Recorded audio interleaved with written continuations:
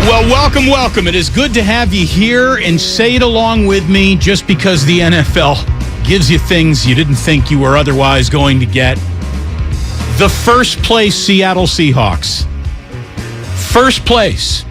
Undefeated Seattle Seahawks. That's who's coming into town next week to take on the San Francisco 49ers. What an embarrassing night, all things considered, for Russell Wilson. Oh, man. I mean, I know that his head coach is getting raked over the coals today, and rightfully so, settling for a 64-yard field goal. Ray? 64-yard field goal. When you saw that becoming like the objective, like there was a point while the world was waiting for the timeout that was never called, while the Manning brothers were both signaling timeout, trying to get a timeout called from their couch wherever they were on the Manning cast. As you were watching that, could you believe that the decision was, yeah, we're going to go for a 64-yard field goal? Yes, because everything else about that last drive was such a shambles.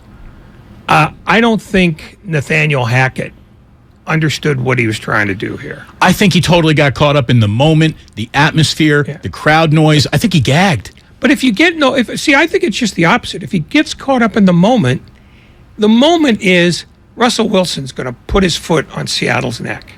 That's when you get caught up in the moment. I think he had decided we're going to go for a field goal, and I'm not. And then he just blanked on where they were on the field, because handling the clock the way he did, he seemed completely befuddled, not calling timeouts when they needed to be called, and then calling them when they didn't.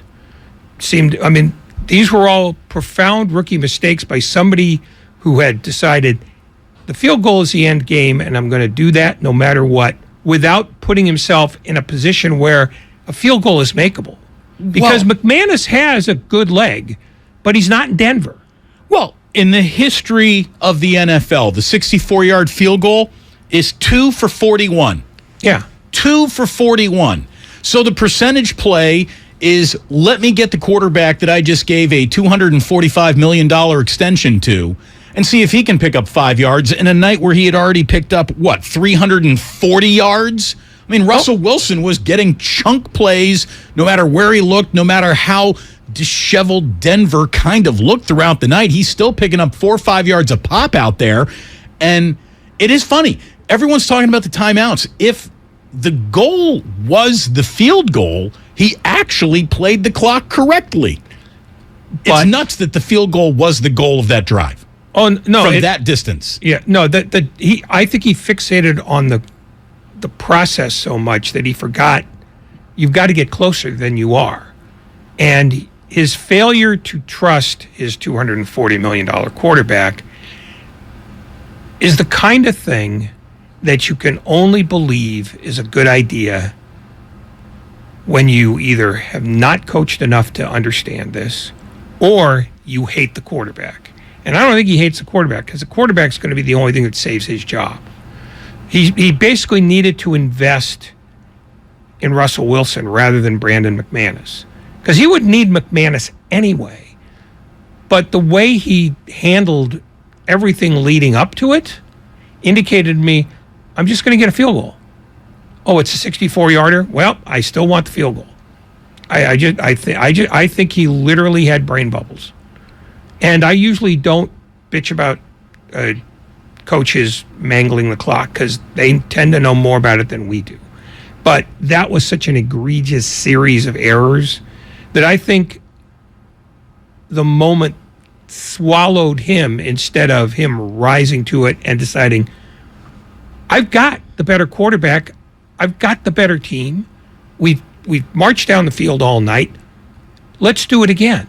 I think he just said, got to get the field goal and get out of here. I mean, I would see why you might be a little stymied on what to run from the one when you've been stuffed on the one twice already in the game. But a sign that you might be a little bit too far back for this field goal is when the guy who's going to be holding the ball down, the guy who's holding the kick, known as the holder, Ray, when he's on a midfield logo, you're probably a little bit too far back. Like when you're lining up for the kick on the beak of the Seahawk you're probably just a little bit too far back. Oh. And it was kind of ridiculous. It really was how that thing ended last night. It's barely defensible in Denver. 64 yards, while it is like a 7% chance, you could imagine somebody kicking a 64-yarder in mile-high air. In Denver, yeah. But at sea level? At a place where nobody's ever kicked a field goal that far? Right. Outdoors, elements, yeah. thick evening air. No, in fact, Nathaniel Hackett stepped up today and said, yeah, with hindsight, we should have gone for it. Yeah, no kidding, because everybody on the planet was screaming you were wrong. And I'll give him this much credit. When everybody else on the planet's telling you you're wrong, chances are you're wrong. What's ridiculous is that today Russell Wilson's playing I thought it was the right decision card. Stock down on Russell Wilson, and we'll get into that. Pete Carroll, by the way. I know Pete Carroll's got this really friendly, kind of out forever young Marin County golden boy thing about him, and he's got it because it's real. It's part of him. What he also is an absolute maniac killer, and he will turn an entire stadium onto a guy who used to be one of his own. I mean, that place came out for Russell Wilson's with knives in a way I don't think he expected, and he can talk about how it didn't rattle him. I don't believe him.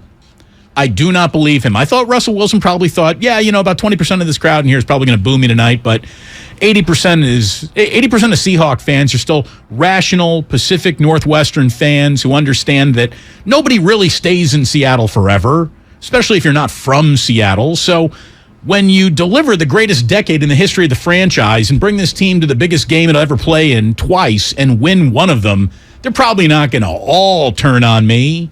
Well, Pete Carroll made sure the opposite of that happened. They all turned on him, and Pete calculated and set that entire thing up. We're going to talk about that today.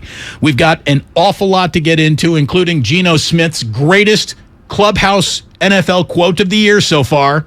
The folks you said had written you off, maybe? What do you say to them? Yeah, they wrote me off. I ain't right back, though. That's the problem. I ain't right back. Let's go. All right. Congratulations, Geno. They wrote me off. I ain't right back, though. That's fantastic. That was him talking with Lisa Salters on field from ESPN after the game. The Manning cast was really good. Obviously, Buck and Aikman are always very good. Why ESPN would have such a high-profile counter-programming show going up against probably the most expensive booth in the history of football broadcasting. Like, I don't get it. I really don't. I'm glad that I have the option. I'm surprised that ESPN would even create the option. And I understand if they're just fishing for anything that gets caught in an ESPN net, the larger the net, the bigger the get. But it is odd that they would have counter-programming to their A-plus booth. It's just, it strikes me as a little odd. My theory, very quickly, they're trying to have it all different ways. Yeah. Because most people who watch television now are older, and I think they're still concerned that the Manning cast is too non-traditional. But they also want to scoop up the non-traditional fans. So I think they're basically saying, we're going to get everybody. I mean, I think all they're doing is splitting up the audience they'd have anyway, but they have network executives making those decisions, and eventually they'll be fired and replaced by dumber ones. Tis how the wheel turns in television. 888-957-9570. We are guest-free for about an hour when Peter King, preeminent NFL journalist, is joining us at 4:15 today to wrap up what was an incredible week one of the NFL. And I don't know how much we learned specifically about the Niners, if anything at all. I don't know how much we learned about the league in week one in terms of information that we didn't kind of already know. We're going to go through all of that with Peter King today. Looking forward to talking to him at 4:15. We're brought to you by BMW Fairfield, now open in the Fairfield Auto Mall. Since opening their doors back in July of 2021, BMW Fairfield has become the top-rated BMW dealer in the entire Bay Area. And you can find out why for yourself going to BMWFairfield.com today and book your visit. We have a booked visit of the manager and a relief pitcher down in a tunnel because they got to yell at each other last night. The most interesting thing to happen to the Giants since they've returned from their road trip. I guess, happened last night. Now, they didn't get in from Wrigley until very, very late because that game got moved. So I think everyone was operating on very little sleep and a short fuse. And Zach Latel got into it a little bit with Gabe Kapler. We're going to talk about that. We got ourselves a really interesting week coming up for the NFL with an experiment that's never quite been run before. For the first time in our lifetimes, a major NFL game won't be available on television nor cable. We're going streaming. We're all ready to hop into the NFL stream for the first time on Thursday night. How that goes over, the way that they try to spin what will be a diminished audience just based on that's going to be fascinating by the NFL. 2 Monday Night Football games coming to us this weekend as well. And when we come on back, we have some 49ers news to share with you about what they're doing in their backfield. So we got an awful lot today. Peter King in about an hour from now. You're more than welcome to join us today. 888-957-9570. Let's go, baby. We got so much to get to this afternoon. Damon and Ratto, 95.7 The Game. We are brought to you by Total Wine and More. Visit Total Wine and find your favorite Cabernet. And with their incredible selection and expert guides, you might even find yourself a new favorite. Always love what you find at Total Wine and More. Drink responsibly. B21. Are you ready for your palm reading, my dear? Yeah, let's do this. I sense that you crave something. More reliable. Right. You know you deserve better and want out of a relationship. Yes, with my big name wireless carrier. You're who now? My big name wireless carrier. That's why I switched to Xfinity Mobile. Now I get unlimited with 5G for $30 per month on the most reliable 5G network. Let's talk about your aura. It's so... And get this. They can even save you hundreds a year on your wireless bill over T-Mobile, AT&T, and Verizon. Wow, that's actually really impressive. Yep, but you already knew that, didn't you? Oh yeah, I definitely saw this coming. Start seeing savings today. Switch to the fastest mobile service, Xfinity Mobile. Now with the best price on 2 lines of unlimited, just $30 a line per month. Switch today. Xfinity Internet required. Price comparison for 2 unlimited lines under available 5G pricing plans of top 3 carriers. Taxes and fees extra. Reduced speeds up to 20 gigabytes of usage per line. Most reliable based on root metrics. US report. Comcast analysis of mobile Wi-Fi and cellular data from Ookla Speed Test Intelligence Q2 2022. If you owe back taxes to the IRS, have unfiled returns, or are worried about an audit, the IRS is hiring 87,000 new agents to address these very issues. That means if you need to get your tax problems resolved, now is the time to get started. I'm tax attorney Robert Goldstein, and my firm specializes in helping individuals and small businesses resolve their tax problems. We work to stop IRS and state seizures. We may be able to settle your tax debt for pennies on the dollar with an offer in compromise. We prepare your past due returns, even if you have no records, and represent you before the IRS and state in an audit. At the law offices of Robert Goldstein, the consultation is always free, and we have offices located throughout the Bay Area. To schedule your free consultation, call 1-888-TAX-EXIT. That's 888-TAXEXIT. 888-TAX-EXIT. And make us your last stop. Dell Technologies' semi-annual sale has arrived, and it's time to upgrade to the latest business technology. Save big on laptops and desktops with Windows 11 Pro. Plus, get amazing deals on server, storage, and cloud solutions, as well as top work accessories, including docks, monitors, and more. Dell Technologies recommends Windows 11 Pro for business. Call a Dell Technologies advisor at 877-ASK-DELL. That's 877-ASK-DELL for special business offers during our semi-annual sale. Get in zone, AutoZone. Welcome to AutoZone. What are you working on today? Thinking about gas mileage. An oil change with quality oil like Castrol Edge Full Synthetic can help your engine get more out of every tank. Right now, you can get 5 quarts with an STP Extended Life oil filter for only $37.99. Get what you need for better fuel efficiency at any of our 6,200 stores or on AutoZone.com. Get in the zone, AutoZone. Restrictions apply. Golfers, tee it up this fall at the Golf Mart for big savings. Save up to $150 off on Ping G425 woods. Upgrade your gear with discounted Wilson standard cart golf bags and stock up on tailor-made Distance Plus golf balls. Now 2 dozen for $35. Don't miss these items and more happening now at the Golf Mart and get a free custom fitting today. The Golf Mart, home of the 90-day satisfaction guarantee, or shop us online at Worldwide Golf gift-shops.com. For all contest rules, go to 957thegame.com/rules. Neuropathy pain? Call Dr. Robert Dees, DC, 925-393-0100.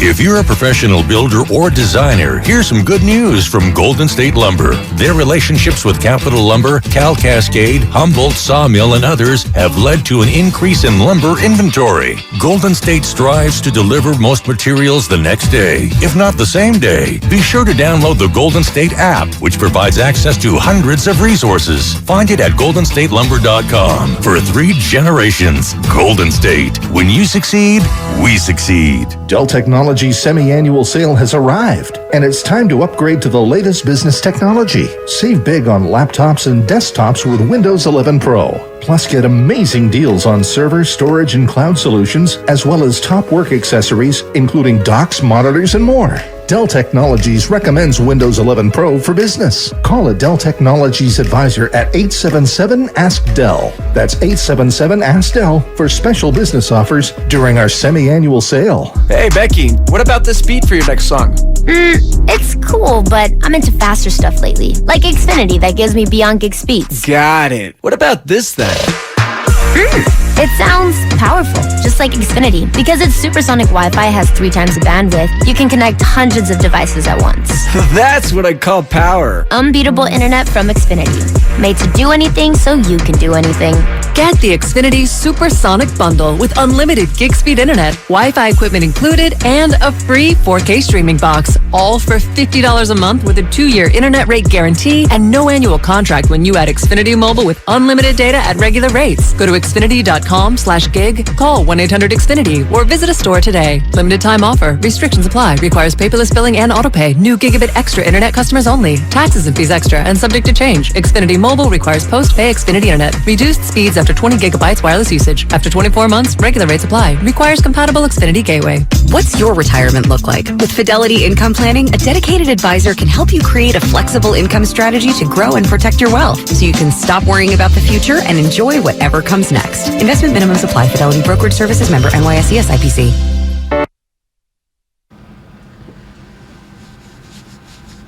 Now back to Damon and Ratto on 95.7 The Game. Brought to you by BMW Fairfield. Now open in the Fairfield Auto Mall. Visit BMWFairfield.com today to book your visit. Damon and Ratto here on 95.7 The Game. So in the stuffiest of French cordon bleu kitchens, Ray, there is only one proper way to address the head chef. And that is with the phrase, "Yes, chef." No matter what is asked of you, no matter what the request is, the only answer that any chef gives back to the head chef in a French, no-joke restaurant is "Yes, chef." When a baseball manager walks out to a mound to make a pitching change and puts his hand out and asks for the baseball, there is but one thing for a pitcher to do, unless your name is Bob Gibson, in which case you say, "Get the hell back in the dugout. Don't you ever come on my mound again."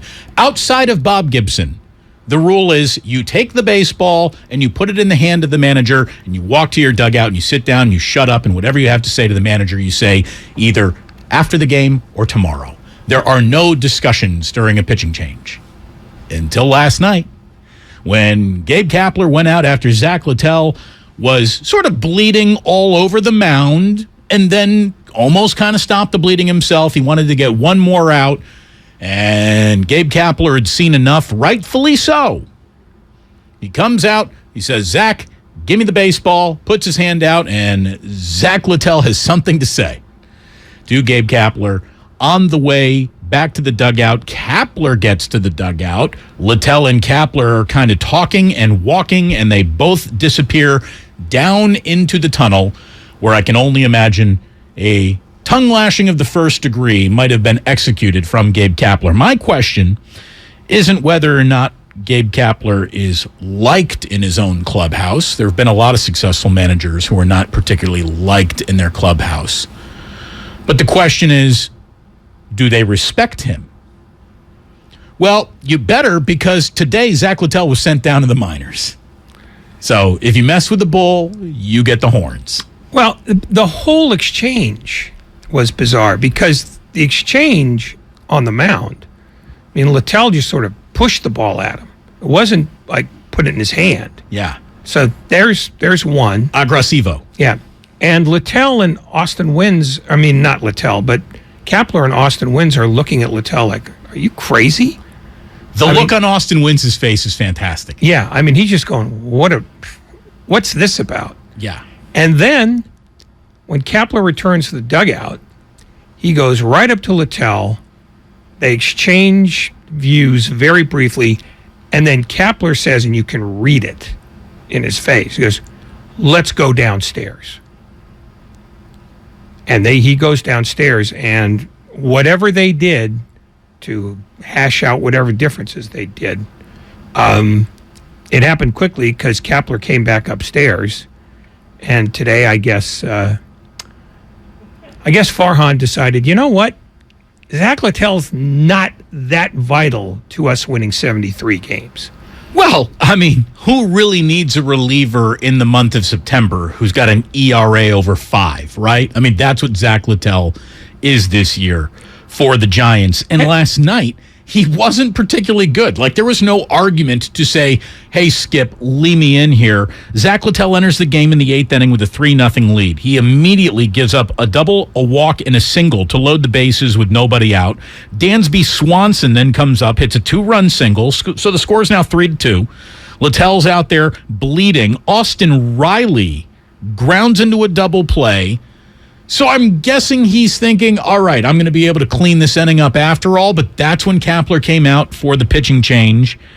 And Latel, again, said something as he was giving him the ball. He didn't want to come out of the game. Kapler didn't like it. The two went right into the tunnel together from the dugout. And here's the thing. It was the right move, provable by Gabe Kapler, because Scott Alexander comes in and gets Matt Olson to fly out to left to end the 8th, and then he finishes off the Braves for a save and a 3-2 win. Well, more to the point, the Riley double play is a ball that's hit up the middle, and Estrada's got to make a hell of a play. A hell of a play to turn that. Beyond that, Matt Olson is left-handed. So what's Latel's argument now? He's got them into a jam. You know, you've still got Acuna at third. If he hits a fly ball anywhere other than right at Peterson, maybe that falls in, and now you've got to, Well, there is no defense that Latel has other than, I don't want to come out. Right. He's not pitching well. The situation doesn't speak to him. And he can't get the save anyway because it's the 8th. Right. There's really nothing to protect other than what? Another run might come around that was inherited on you? I mean, it was an odd night, to say the least. And afterwards, everybody tried to downplay the incident. Gabe Kapler. I think Zach wanted to stay in that game. Obviously, he's a competitor and wanted to finish that inning. And I think it was just his wanting me to know that he wanted to finish that inning. There's obviously a way to do that. Zach knows that. We discussed it, and he knows that when I come out to get the ball, he just needs to put the ball in my hand, and we'll talk about anything later. We open the door for conversations around when players enter and exit games, and I'm happy to discuss those things with players, and there's a way to do that. I think Zach understands that. Yeah, yes, he does. He certainly understands it right now because he is, I'm guessing, in either an Uber, his own car, or on his way. Do you think they shuttle guys to Sacramento? No, what I suspect happens is, they probably do shuttle them. Caltrain? See, that's probably what I would do. But, I'll be interested to see if Latel actually reports. He might just go home and decide, you know what, they'll release me. I'll be a free agent next year. I don't want to be back here. Probably not going to be a Giant much longer. I'm just going to go home. I think you've seen the last of him. Maybe, Gabe. I mean, it's not like he's got anything to hang his hat on.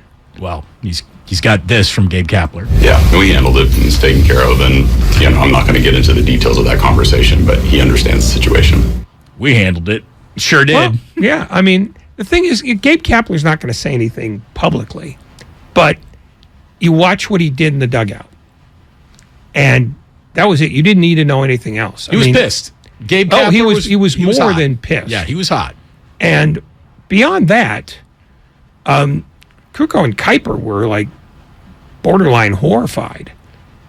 I mean, as they're trying to explain this, they're sort of stuck for words because it is such an egregious, not only breach of etiquette, and you accept that in baseball, like anything else, because sometimes guys are head up, but it's also so counter to the way the game is supposed to be played. There's no chance that he faces Matt Olson, even if he stays in a good mood. Well, and I don't think necessarily Kruk or Kipe are wired to be simpatico with Gabe Kapler. I think that they probably see the things that a lot of people around the Giants have registered as a little performative or phony or passive-aggressive. Like, there's just a little bit, the goal of every single transaction that you make can't be to hit the bullseye of political correctness. And it feels like that's the way it is about Kapler sometimes. But they, Kruk and Kipe, even understood that yesterday the bridge too far wasn't Kapler, it was Latel. They knew that. No, it's the right baseball move. It's the right baseball move. And again, never mind the etiquette. They're looking for logic as to why he's angry. Now, unless he's angry at himself, in which case, that's what you say as soon as you get to the dugout. Well, and you say, I'm just pissed at myself. Yeah. That's going to be forgiven.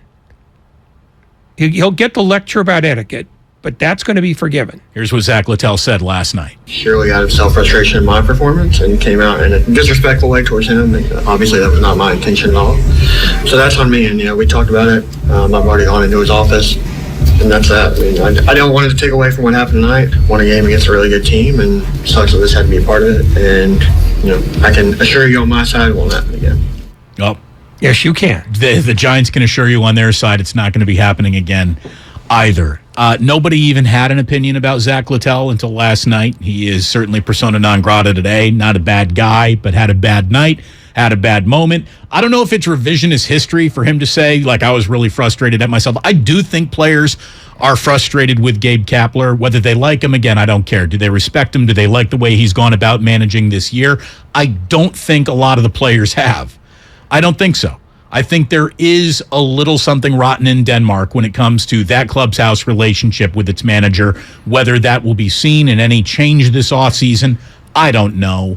I really don't know. I think Gabe Kapler came into the year with as much house credit as a Giants manager can have going into any other following year, but he gave it all back. Like, he is back to, I think, zero house credit after this year. He had accumulated a ton, and he sort of spent it all this year. I don't know if he spent it all. Because when they sent Latel down as swiftly as they did, that's a message from upstairs.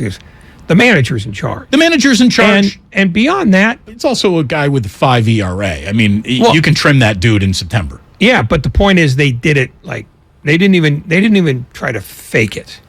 They just said, we don't want to see you anymore. Right. They didn't wait till And so this is what we're doing. But the other thing is, I don't know that Kapler was such a bad manager that he took a 107-win team and turned it into this. I think what happened was the roster revealed itself.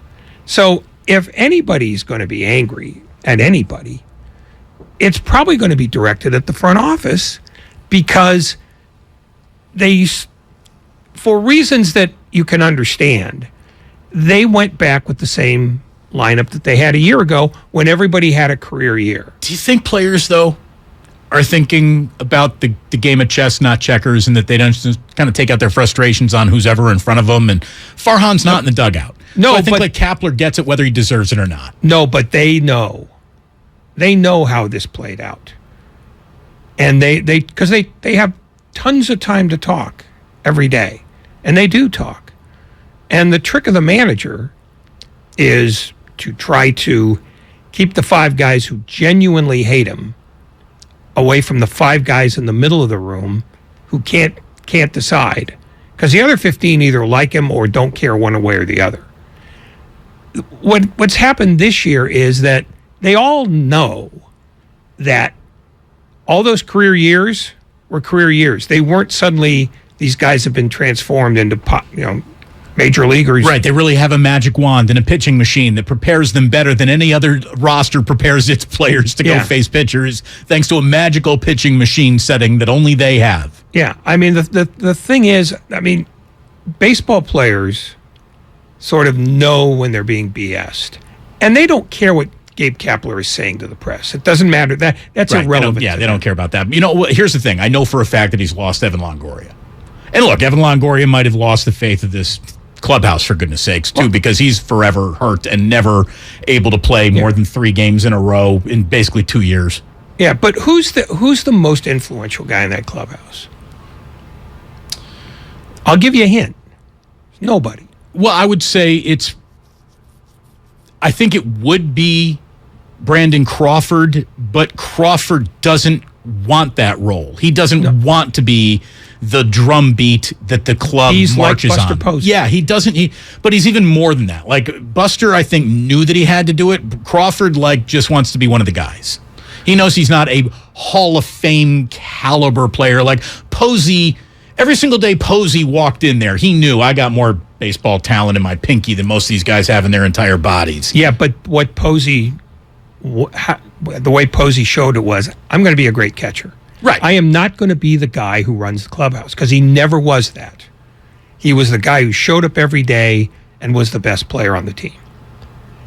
That was sufficient for him, because he didn't really want to be, let's go take the hill. And it'll be interesting to see how Hunter Pence explains this tomorrow, because... Look at you forward teasing.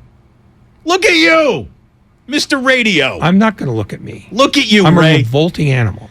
Hunter Pence is coming in 24 hours from right now. He's supposed to be in at 3:30 tomorrow. We'll talk to him about Zach Latel. No, I think it's a clubhouse that was never going to be very sort of aggressive anyway, and it's not one now that they are 9 games out of a wild card with 21 to play. Don't like their spot. No, it's they're waiting for golf. Here's what we do have, and I'm happy that we have this. We finally have a Gabe Kapler. He's a competitor. To compare against the iconic Bruce Bochy. He's a competitor. I'm glad that we have both of those now. I'm not. We've reached full, I guess, what is it? Full simpatico between Kapler and Bochy? He's a competitor. He's a competitor. 2 chips off the old block.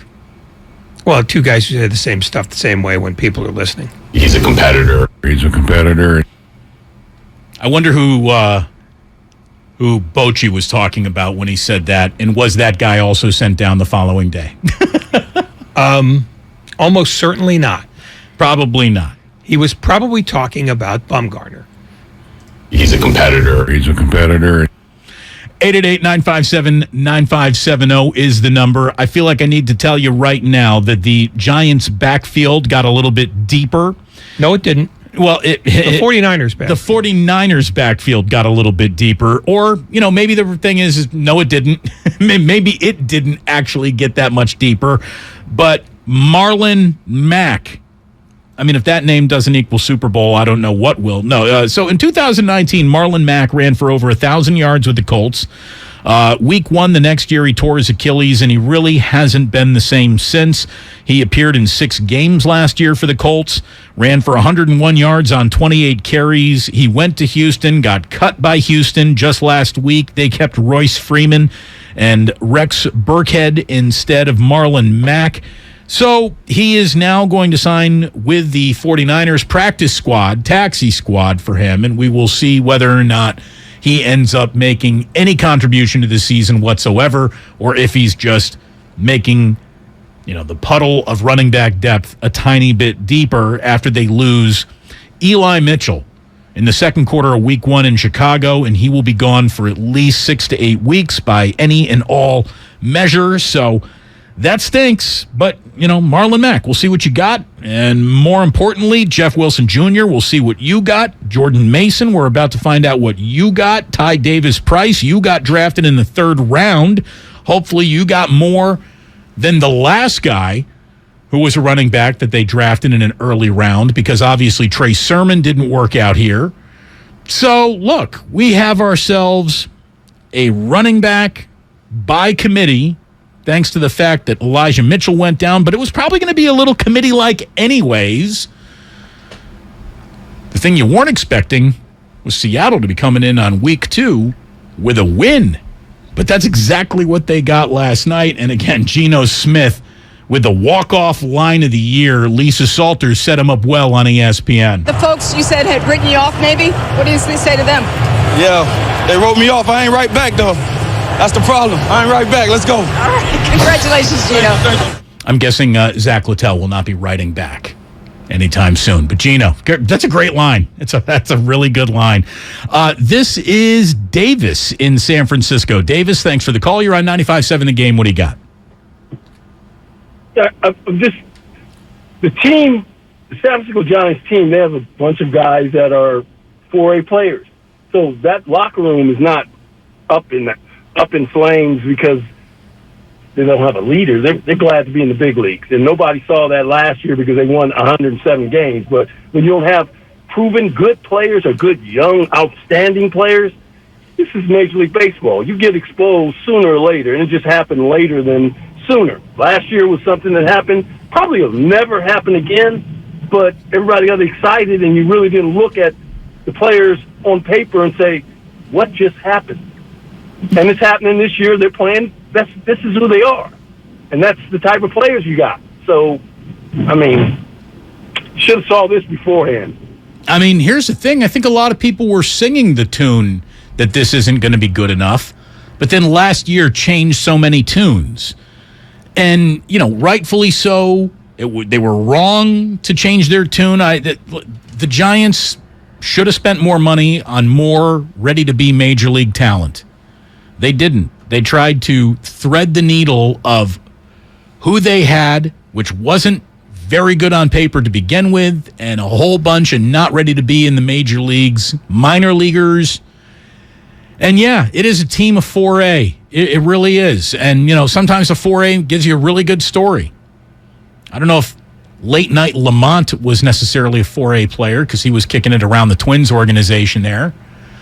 But he's kind of proven himself that. And Mike Yastrzemski had a year or two that made you think, well, maybe really baseball did miss out on this guy. And he's got enough genetic DNA, major league talent coursing through his veins where he was a late bloomer, but he ended up figuring it out. The regression has just been massive. Well, what the whole thing was that they all, like we've said before, they had career years at the same time because nobody on that roster other than Buster Posey, was somebody you say, they're capable of that. Brandon Even Crawford. Logan Webb was I'll give you Brandon Crawford, because he had a 29 homers worth? Yeah, that was surprising. Yeah, I mean, he had power that he'd never shown before. He was always a good defensive player. That to me looked like, well, here's a guy who stopped check swinging or being hesitant, and he really bought into launch angle and putting both cheeks into every swing. And so maybe that was in him. And this is the art of hitting dying, but it released a little bit more power than we ever thought this guy might have had. So maybe that's why it's working. And maybe this year was partly baseball kept donkeying around with a baseball. Maybe that's it too. Because I think it's pretty clear they want to try to change the idea that launch angle determines all other success on the field. But even Logan Webb was a surprise. Nobody factored him to be, he's going to be there. He's going to be the guy you put into the big game. You were hoping that he would be a part of the rotation. You didn't think he'd be one of the first two guys out of the barrel. Yeah. So, you would think, though, the law of big numbers would suggest that some of those guys wouldn't fall as far as they have. But they all did. In fact, Darren Ruff got traded, and he still can't find his way back. So I think maybe it was a bizarre set of circumstances that could neither have been predicted on the way up or predicted on the way back. I mean, everybody knew they would sort of, regress to the mean, but they regressed past the mean to what they were 3 years ago when they weren't very good at all. So, maybe that's the lesson is every once in a while, because baseball has 1 million games every year, you'll get a season where everything goes right to the point where they hit more homers than they ever had as a franchise, including 18 pinch hit homers, which is a ridiculous number. Everything fell for them. This year, nothing, basically. Yeah, well, I wouldn't say that they've been unlucky. I mean, if you look at their run differential, maybe they're a couple of games closer to 500, but they're not a over 500 team. This is who they are. And so, the idea that players would suddenly turn on the manager because of the seasons that they've all had is, to be charitable, probably scapegoating. Now, I'm not a big fan of Kapler as a manager. I think he's pretty ordinary. I mean, he takes orders as well as anybody else does. Right. I don't know what manager you could describe these days as unordinary. Buck Showalter. All right. Well, I mean, you got to go back. If you can reach into the constellation of that old, that would be it. No, but he's managing now. Yeah, sure. There are at least a few teams. A little bit of Tony La Russa, but that doesn't even work for him anymore. Terry Francona. I mean, guys who have been around a long time and won't be talked down to by their general manager. But there aren't very many of those guys left. You're right. So, if they think that Kapler is the reason why they're suddenly, scrambling around trying to stay ahead of Arizona, well, they're probably barking up the wrong tree. We got ourselves more calls coming in on Kapler on Monday Night Football. We're going to talk to you, and Peter King joins us at 4:15. By the way, we'll also let you know that coming up tomorrow, we're going to get into the 49ers locker room for the very first time, and Talanoa Hufanga is going to be joining us at about 5:15 tomorrow afternoon. We're looking forward to saying hello to him. He had one of the best games in the NFL. Unfortunately, did not bring the 49ers into the win column. We got much more coming up. Again, Peter King in about a half an hour here on Damon and Ratto. We're brought to you by BMW Fairfield and by Fremont Bank. Full-service banking, no compromises. BetQL model is ready for week 2. I'm Joe Ostrowski here to help you beat the books with BetQL. NFL unders went 11-5 in week 1, and the BetQL model thinks that trend continues in week 2. BetQL has 3 5-star plays on NFL unders this week, including the game between Cincinnati and Dallas. The total is set at 43.5, but with Dak Prescott injured for Dallas, BetQL thinks this number should be closer to 40. I'm Joe Ostrowski. Bet smarter and beat the books. Download the BetQL app today. You're the one who protects the flock, and that requires an eye for detail. Because when safety and well-being are on the line, it's the details that can save lives. Even when no one else is watching, you see everything. Grainger gets you, and we're here for you, and all the ones who get it done with a wide range of safety products and solutions, plus board-certified safety consultants here to answer your questions. Call, click Grainger.com, or just stop by. Grainger, for the ones who get it done. Tomorrow, 49ers safety Talanoa Hufanga joins Damon and Ratto after his breakout game. Bears bring only 4. Fields given time. He gets picked off by Hufanga. Hufanga picks him off field. Hear a 49ers player every Wednesday with Damon and Ratto. Talanoa Hufanga had a great game. Sponsored by Harris Ranch Beef. Legendary beef, legendary quality. In order for small businesses to thrive, they need to be smart, efficient, agile, staying ahead of the market at every turn, and finding ways to do more with less. That's never been more important than it is right now. So for a limited time, Comcast Business is introducing Small Business Savings, a deal for companies across the country. When you call in now, you can get powerful internet for just $39 a month for 12 months. $39 a month, with no annual contract and a money-back guarantee. All on the largest, fastest, reliable network for small businesses, with the company that powers more businesses than anyone else. So if you're a small business owner, don't wait. Call and get started today. Comcast Business, powering possibilities. Offer ends 9/21/22. Restrictions apply. New Comcast Business 50 megabits per second internet customers only. Requires EcoBill and AutoPay. Equipment, taxes, and fees extra and subject to change. Call or go online for details. After promo, regular rates apply. At BMW of Fairfield, our guests work with one client advisor through the entire transaction.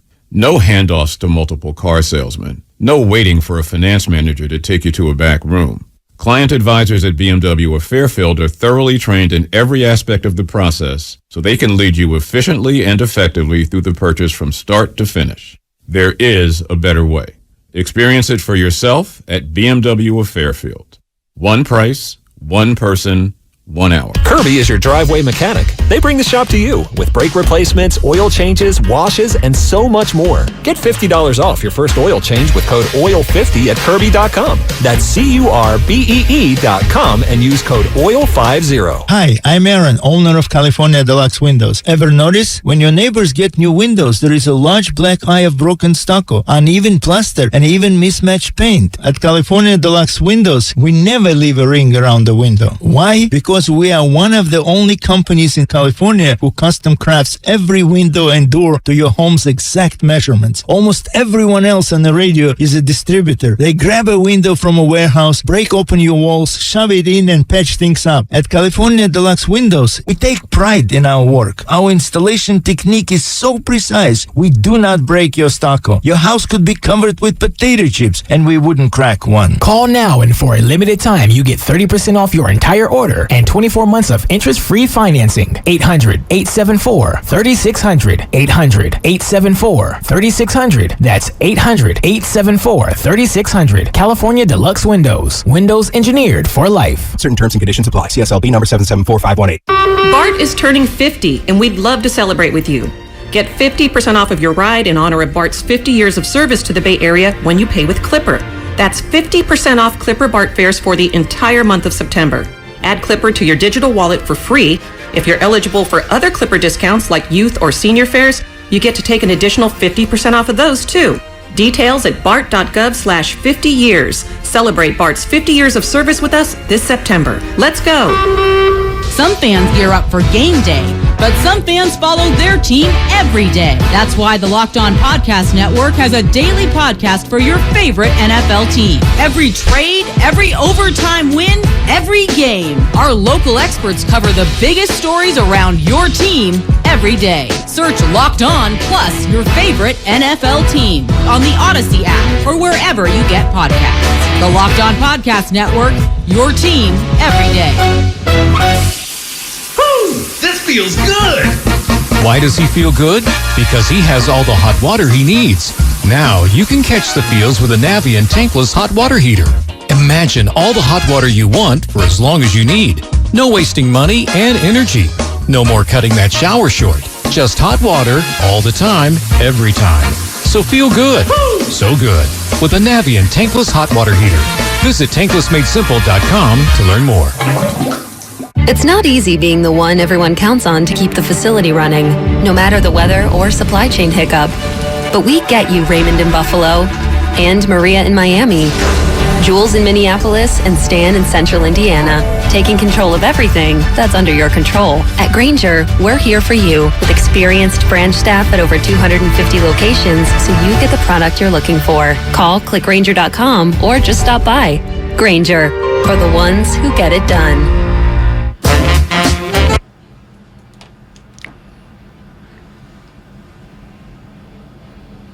Now back to Damon and Ratto, brought to you by BMW Fairfield on 95.7 The Game.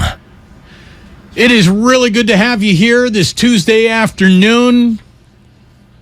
Zach Latel banished to the minor leagues after his on-the-mound run-in with Gade Kapler last night. Sort of a weird feel, weird game, obviously weird defined. A Week 1 loss for the San Francisco 49ers as well.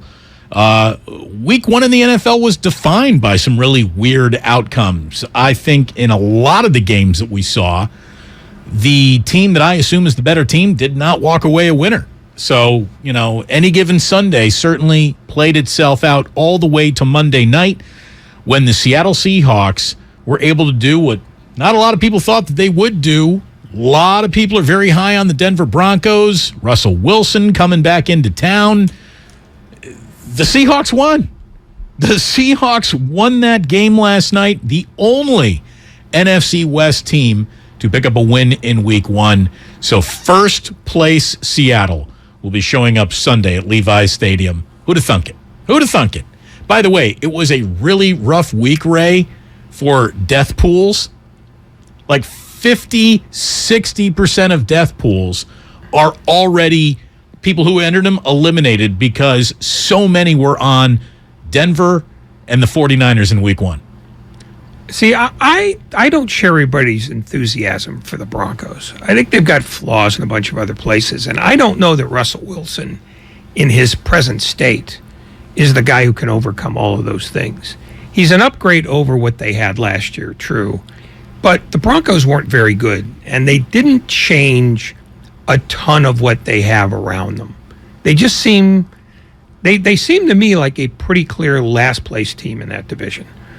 That said, they had every opportunity to beat what we think is a bad Seattle team. And failing to do that can only have one of two outcomes. Either Nathaniel Hackett realizes what Brian Daboll did on Sunday and start investing in his best players, or he ends up being a bad coach. Because Brian Daboll is the untold story of the weekend. I mean, down a point, score with a minute to go. Decide to go for two. The obvious play is to kick the extra point and go in overtime. Said, no, we're going for it now. We'll either lose or we'll win, but we're going to win with our guys. And then he still had to survive a nail-biting missed field goal to, really be able to put his hands up and say, I made a great decision. But it was ballsy. It was. But basically, what he's saying there is the thing that Nathaniel Hackett needed to say, which is, I believe in my best guys.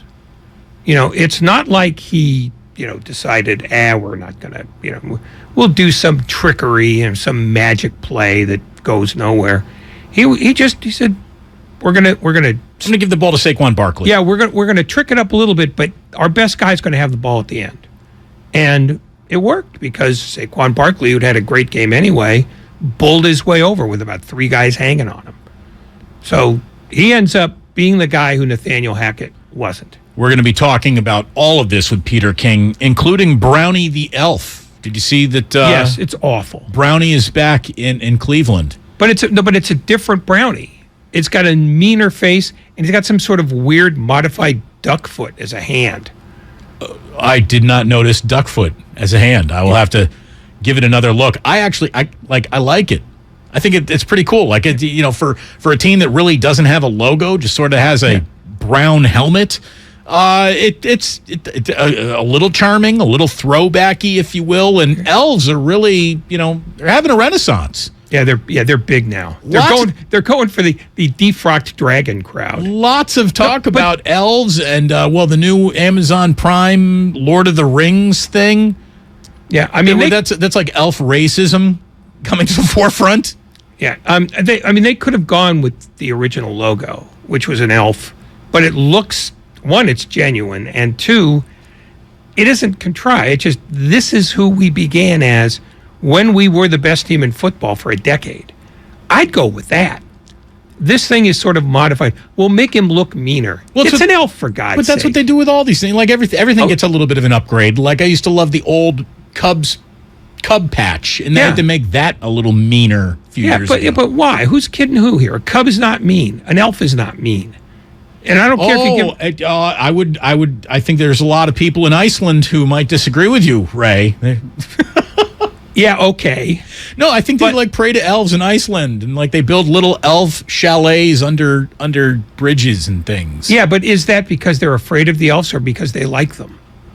888-957-9570. Norway, pro or con elf, Norway. Do you know more about it than we do? Well, is it Iceland or Norway? You would know this stuff. I have no idea. No, I mean, it's one of the two. Yeah, no, this elf it's a contrivance. It's just, and the way it's holding the football, it's going to fumble every time it's hit. Well, then that's pretty on point for the Browns. Well, should give him like an Ernest Biner jersey. Maybe they should have just put Ernest Biner in the middle of the field. How about just a picture of Paul Brown? Just picture of Paul Brown's face. Because Paul Brown left Cleveland in a foul humor and went to Cincinnati, they'd be basically like putting your arch rival's picture in the middle of the field. But they kept the name.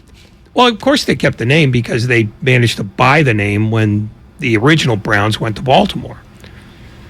It's amazing how many Browns ended up in Baltimore throughout the history of football. Yeah. This is Sebastian in Fremont. Sebastian, you're on 95.7 The Game. Hey, what's up, gentlemen? How you doing today? What's up? How are you? I'm doing well, thank you. Hey, I just wanted to chime in on on the Monday night booth situation going on with the Manning. The Manning cast. Cast and all that going. Yes, sir. Yes, the Manning cast. You know, I'm 41. All right, so I grew up 80s, early 90s. I remember Monday Night Football in the booth. You had veterans in the booth. You had people talking about the game. I enjoyed that. You know what I mean? And I think right now there's kind of a transition going on where football was in with the whole kneeling thing going on. A lot of older gentlemen that I speak with at work stopped watching football because of that. Really? I mean, did they really? I mean, here's the thing. Like, I don't buy that.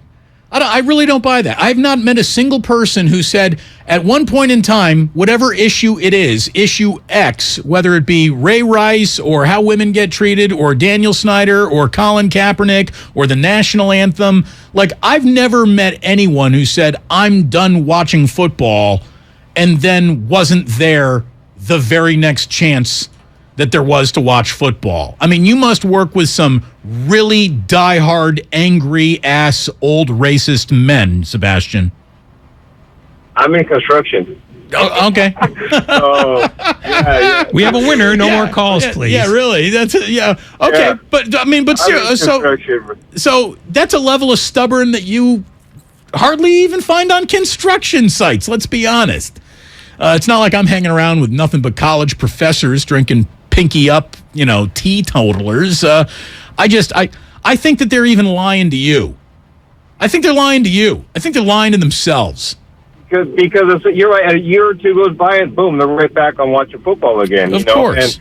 And I think it's just a matter of trying to find something that sticks. Like Ray said, I'm 41, so I will flick on, watch the Manning brothers a little bit. But I'm not gonna lie, I'm a traditionalist. I still read the Sunday paper. I still have to have it in my hands. I still need to smell a fresh printed paper. That's just how I am. And there's some people that they don't even know what a newspaper is anymore, so they may watch. You know what I mean? So they're trying to find something to make it stick. And I don't know how ratings are doing this year. I don't know how they were last year, but me, I watched the original, the traditional broadcast on Channel 7.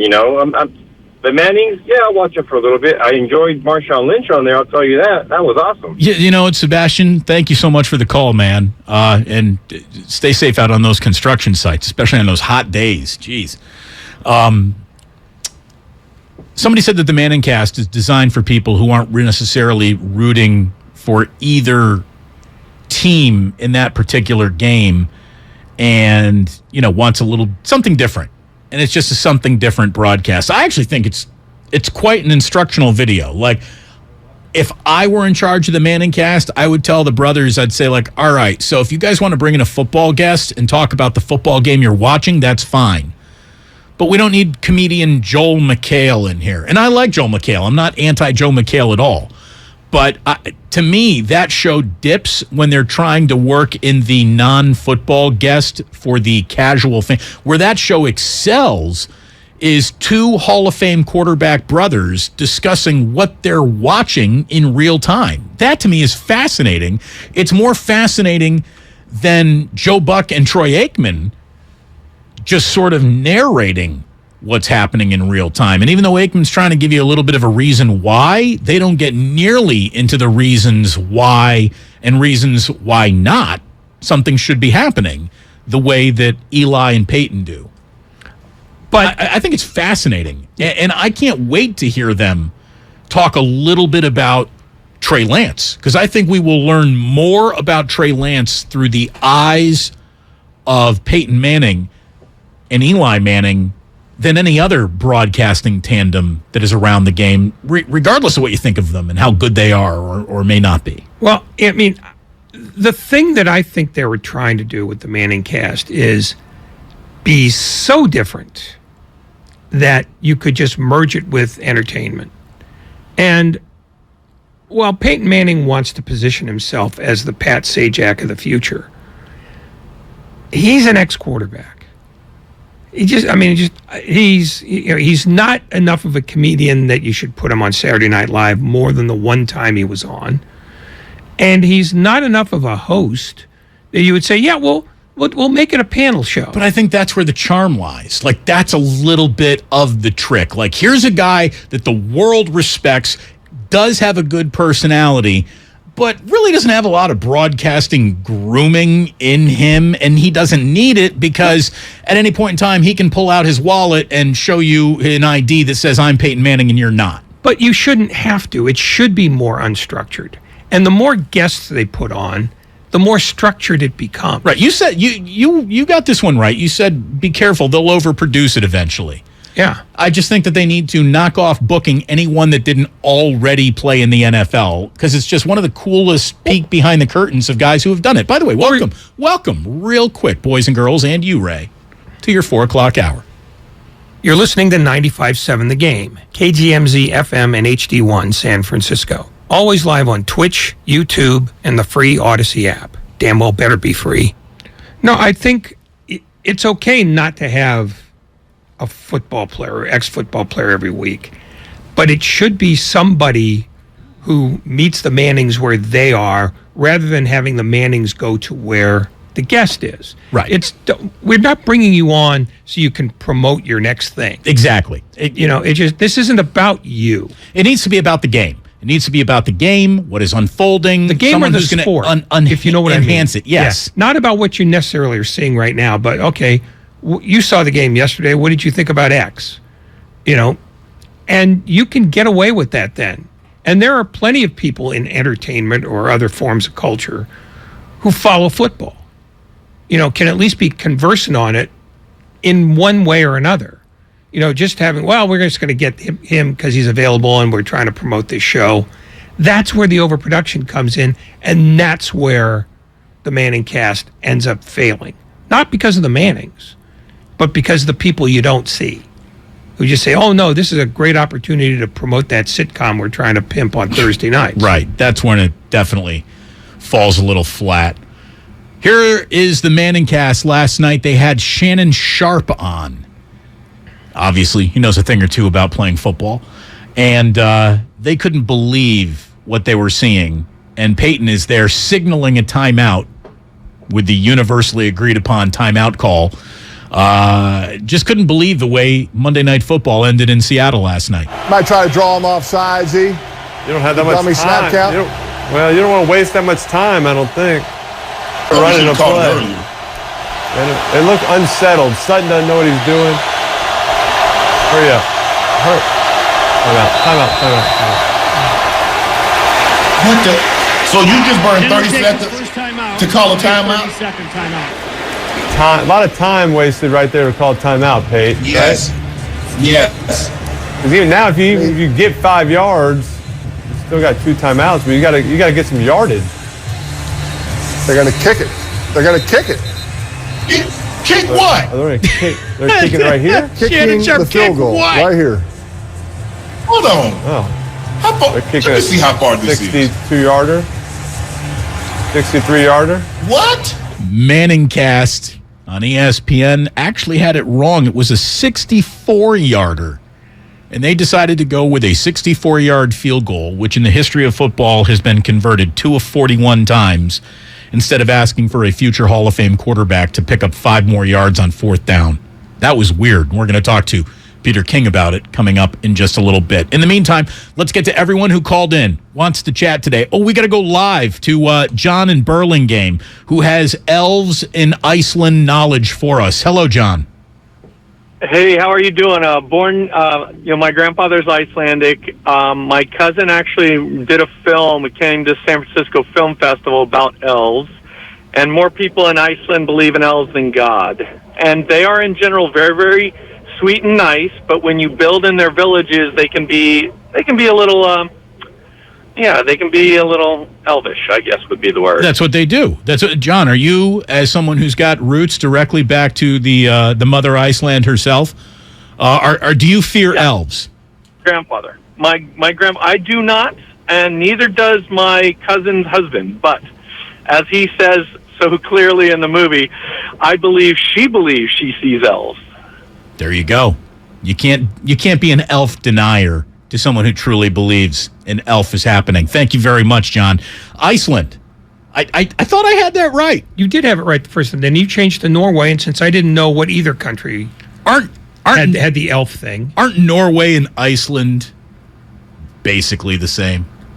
Well, except for like the 1,500 miles that separate them. Right, but philosophically, the philosophy behind both countries. Philosophically, they're probably closer to Sweden and Denmark. Iceland is out in the middle of... Lots of cross-country skiing no matter what. It's a mode of transportation more than it is a sport. It's still 1,500 miles. There's a lot of traveling that's involved here. It's like a flight to Chicago. Trump wanted to buy Iceland. Yeah. He never made a move on Norway, right? Yeah, but the beautiful thing was, I think he really wanted Iceland to just give itself to the U.S. Because he would never, based on how he's been with his lawyers, he was never going to pay. No, he wanted the Groupon discount. He wanted a little break. He wanted on a free country. The Irishman in San Francisco. Hello, Irishman. Hey, hello. Hey, I wanted to make a comment before I make my point. Sure. Have you ever watched the movie The Irishman? The Irishman. It's is that with Al Pacino? Pacino and De Niro, and I have seen it. Yeah, Pesci. Yeah, you have seen it. Yes, you might have seen me on it because they hired an Irishman for the background, extras. I was the guy with the huge nose, and I was wearing a Joe Montana jersey. Did you see me on there? I'm sorry, I didn't watch it nearly enough focused on the background actors, and I don't remember a Joe Montana jersey necessarily fitting the time period that movie was filmed in. I'm going to give up on this phone call right now because it feels like it's not going to end well. Yeah, I'm just hitting eject on that phone call. I don't know how well it started. Yeah, we're just tapping out of The Irishman right there. We're just in the midst of a celebrity. You guys need to show some respect. I mean, or you could use some call screening, one or the other, right? You didn't let him get to his point. That's on you. I'm sorry. Once he said you should have seen me in The Irishman, I was the guy in the Joe Montana jersey with the big nose. It wasn't that a period piece? I don't remember that being set in 1984. Maybe I got it wrong. I don't know. Did I just hang up on Martin Scorsese? With Marty. Let me assure you. Was that Marty? Of all the people you hung up on, he's not one of them. There's never been Scorsese. No. Okay. Andrew in Seattle. Hello, Andrew. You're on 95.7 The Game. Hi, I need some advice. I was wondering what sort of sacrifice you think I need to make to the sports gods to ensure that the 49ers beat the Seahawks this weekend, because they're insufferable up here all the time. If you're in Seattle, here's the thing. Pete Carroll and Russell Wilson both had an awful lot of the 49ers number. Can now just Pete Carroll have the 49ers number? He's not going to be able to play this I'm whipping my home crowd into a frenzy card that he was able to play last night, and he played it like a master. I mean, there might not be a coach who uses his stadium as a weapon as well as Pete Carroll has used that stadium as a weapon in his time there. But, I mean, I don't know. Is there an actual animal called a Seahawk? Is there a Seahawk? No, Are they protected? Can you kill a Seahawk? I don't know. I don't even know if you can. Ed Werder actually did a report on this last night. A Seahawk is a fictional creature. So there you go. Then you can't kill something that doesn't exist in the first place. So if I were you, Andrew, I would put a rubber chicken in a Steve Largent jersey and then just take it out in your driveway and beat the crap out of it. I will do that. And I'll just say, like the other guy was there on construction and said he's older. I'm 58. I just want to say that, Ray, I've loved reading your columns throughout the years. Well, we'll put a stop to that. There we go. Yeah, stop writing, would you, Ray? Please. Don't give people what they want. You're the master in not meeting expectations. Expectations? Not met. They're a bad idea. People have expectations about the 49ers, and where are they today? Miserable. You get what you deserve. I think we got to go to Vince in San Jose. He's waiting next. Hello, Vince. Hey, what's going on, Damon Ratto? Honestly, whenever I hear Tony Romo announce a game, I get kind of upset. it's not necessarily that I have to hear Tony Romo, which is pretty upsetting in itself. I know that, here comes 15 Corona commercials with Tony sitting on a beach. Hey, everything's good. That's great. That's great. You're the one getting paid off of that product. I don't know. Do you guys enjoy hearing stuff from those commentators as much? I don't like it. So I thought Romo in the beginning was fascinating because he really didn't know what to do. He was excitable like a puppy. He was totally into it, and he was calling out what he was seeing at the line of scrimmage with a scary amount of accuracy. And then, unfortunately, Tony read all of the positive early critiques of his broadcasting debuts and so took them to heart that he basically does an impression of Tony Romo instead of just being Tony Romo now. Like, there's a little bit too much affected enthusiasm. It was genuine at first, but I don't mind him. I really don't. I really, really don't. I think Tony Romo's pretty good. He just needs to calm down a little bit. A little bit. But I don't mind it. I don't mind a former player who's got a decent personality telling me what they see through a former player's eyes. I think it enhances the broadcast. If you find the right guy who can really thread that needle, it can really enhance a broadcast. You can only be clever for so long until you become the same thing over and over again. That's what overexposure is. And that's where he is. The only guy that I've ever seen beat that, well, there are a few, but the guy who comes immediately to mind is Barkley, because he doesn't take himself seriously, which means he can say anything at any time and you're still getting something fresh, even if it's the same thing you've heard 100 times before. And he also kind of knows when to pull the curtain back over himself. He knows how to disappear for a few months at a time, so it's not this ever-present sort of, he's worn out his own welcome. We have more calls, but the biggest call of the day comes next from Peter King, who's calling in to talk to us. By the way, Trump wanted to buy Greenland, not Iceland, and we have absolutely no link between Greenland and elf play, nor do the Cleveland Browns, so I think we can move on. But thank you. We do want to get things right, and we will correct in real time whenever possible. The best coverage of Week 1 all over 95.7 The Game. Have you downloaded the Odyssey app? If not, shame on you. Please do it today. Download the Odyssey app. Peter King joins Ray Ratto and yours truly, Damon Bruce, next here on 95.7 The Game. Everything, our farm, our stand, our pop-up shop, it really all started when we discovered the benefits of local, raw honey for our family. And then we decided to turn it into a business. We were looking for something to help us get up and running. So we got the Chase Business Complete Banking Account. It's more than a bank account. It comes with Quick Accept, which lets us take card payments anytime, anywhere in the U.S. using the Chase mobile app. Plus, we get same-day deposits at no extra cost. For us, it's more than honey. It's about sharing a little sweetness with the world. Get the Chase Business Complete Banking Account with the essentials you need to help get your business going. Learn more at chase.com/business-complete-banking. Chase for business. Make more of what's yours.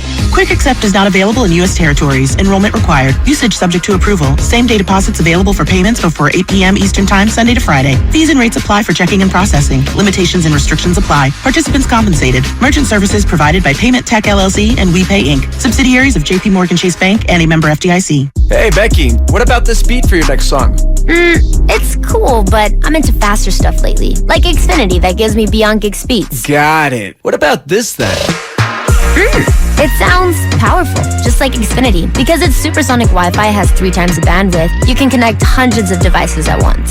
That's what I call power. Unbeatable internet from Xfinity. Made to do anything so you can do anything.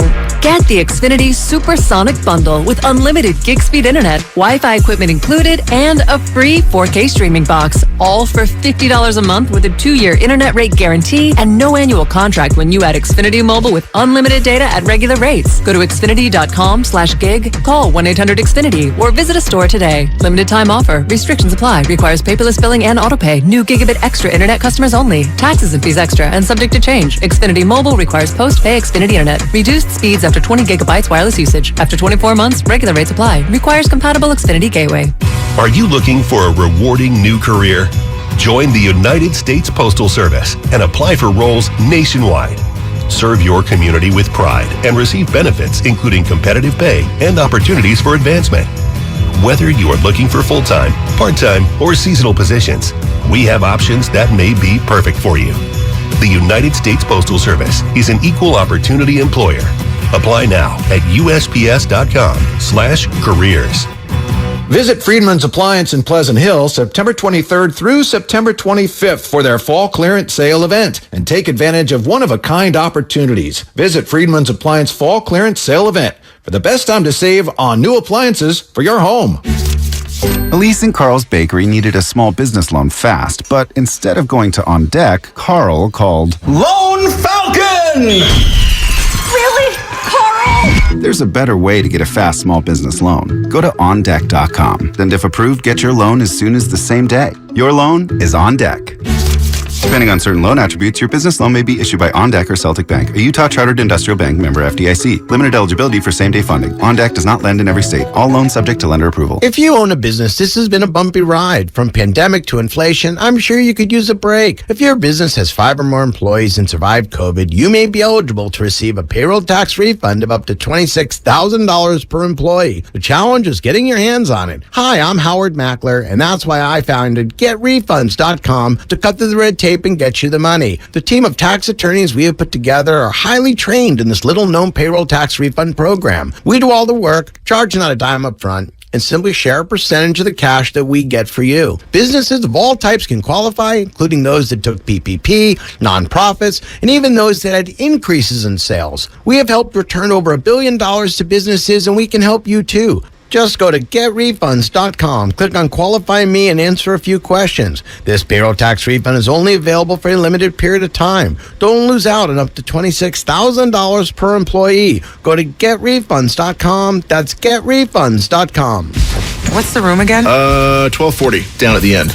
Ooh, what's that? Sammy, don't touch that. That's someone's old food. Here we are. Do you have the key? You have both of ours. Oh, right. Not working. Rub it. Come on. Try flipping it over. Seriously. Why can't we go inside? I'm tired. Give me yours. You have mine. All right. What? Please, if you Dad, could just... why aren't you opening the door? Can everyone just shut the... Don't go there. Go on a real vacation. Go RVing. Learn more at GoRVing.com. Ad paid for by the Sentinel Group. Attention Marines, military personnel, families, and contractors who were stationed at Camp Lejeune. Were you present at Camp Lejeune between August 1953 and December of 1987? You may be entitled to significant compensation. For nearly 34 years, those in the Marine Corps' base Camp Lejeune were exposed to contaminated drinking water, resulting in devastating injuries, including several forms of cancer, adverse birth outcomes, Parkinson's disease, and more. North Carolina's procedural laws have prevented victims from getting the justice they deserve, but passage of the Camp Lejeune Justice Act of 2022 would allow you or a loved one to file lawsuit seeking compensation for illnesses and injuries linked to the toxic water. Call today for your free consultation. 800-631-3019. Let our experienced attorneys fight to get you the compensation you deserve, and you pay nothing unless there's a recovery in your favor. Call 800-631-3019. That's 800-631-3019. Again, 800-631-3019. In Palo Alto, partly cloudy overnight, lows in the low 60s. Weather brought to you by Pfizer and BioNTech. Whether it's the news, the traffic, the weather, or your COVID-19 vaccinations, it's important to stay up to date. Iron Maiden will be rocking the Concord Pavilion on September 27th, and 95.7 The Game has your shot at tickets. For your chance to win, head to our contest page at 957thegame.com.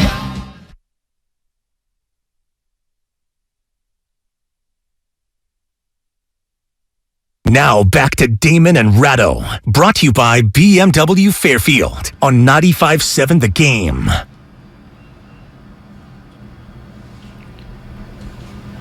The king of NBC Sports, the king of covering the NFL, Peter King, nice enough to join us here for a weekly. Hey, how are you? Now that it is football season once again, it is officially football season once again. Week 1 is in the books, and what we just learned is kind of a question we've been asking.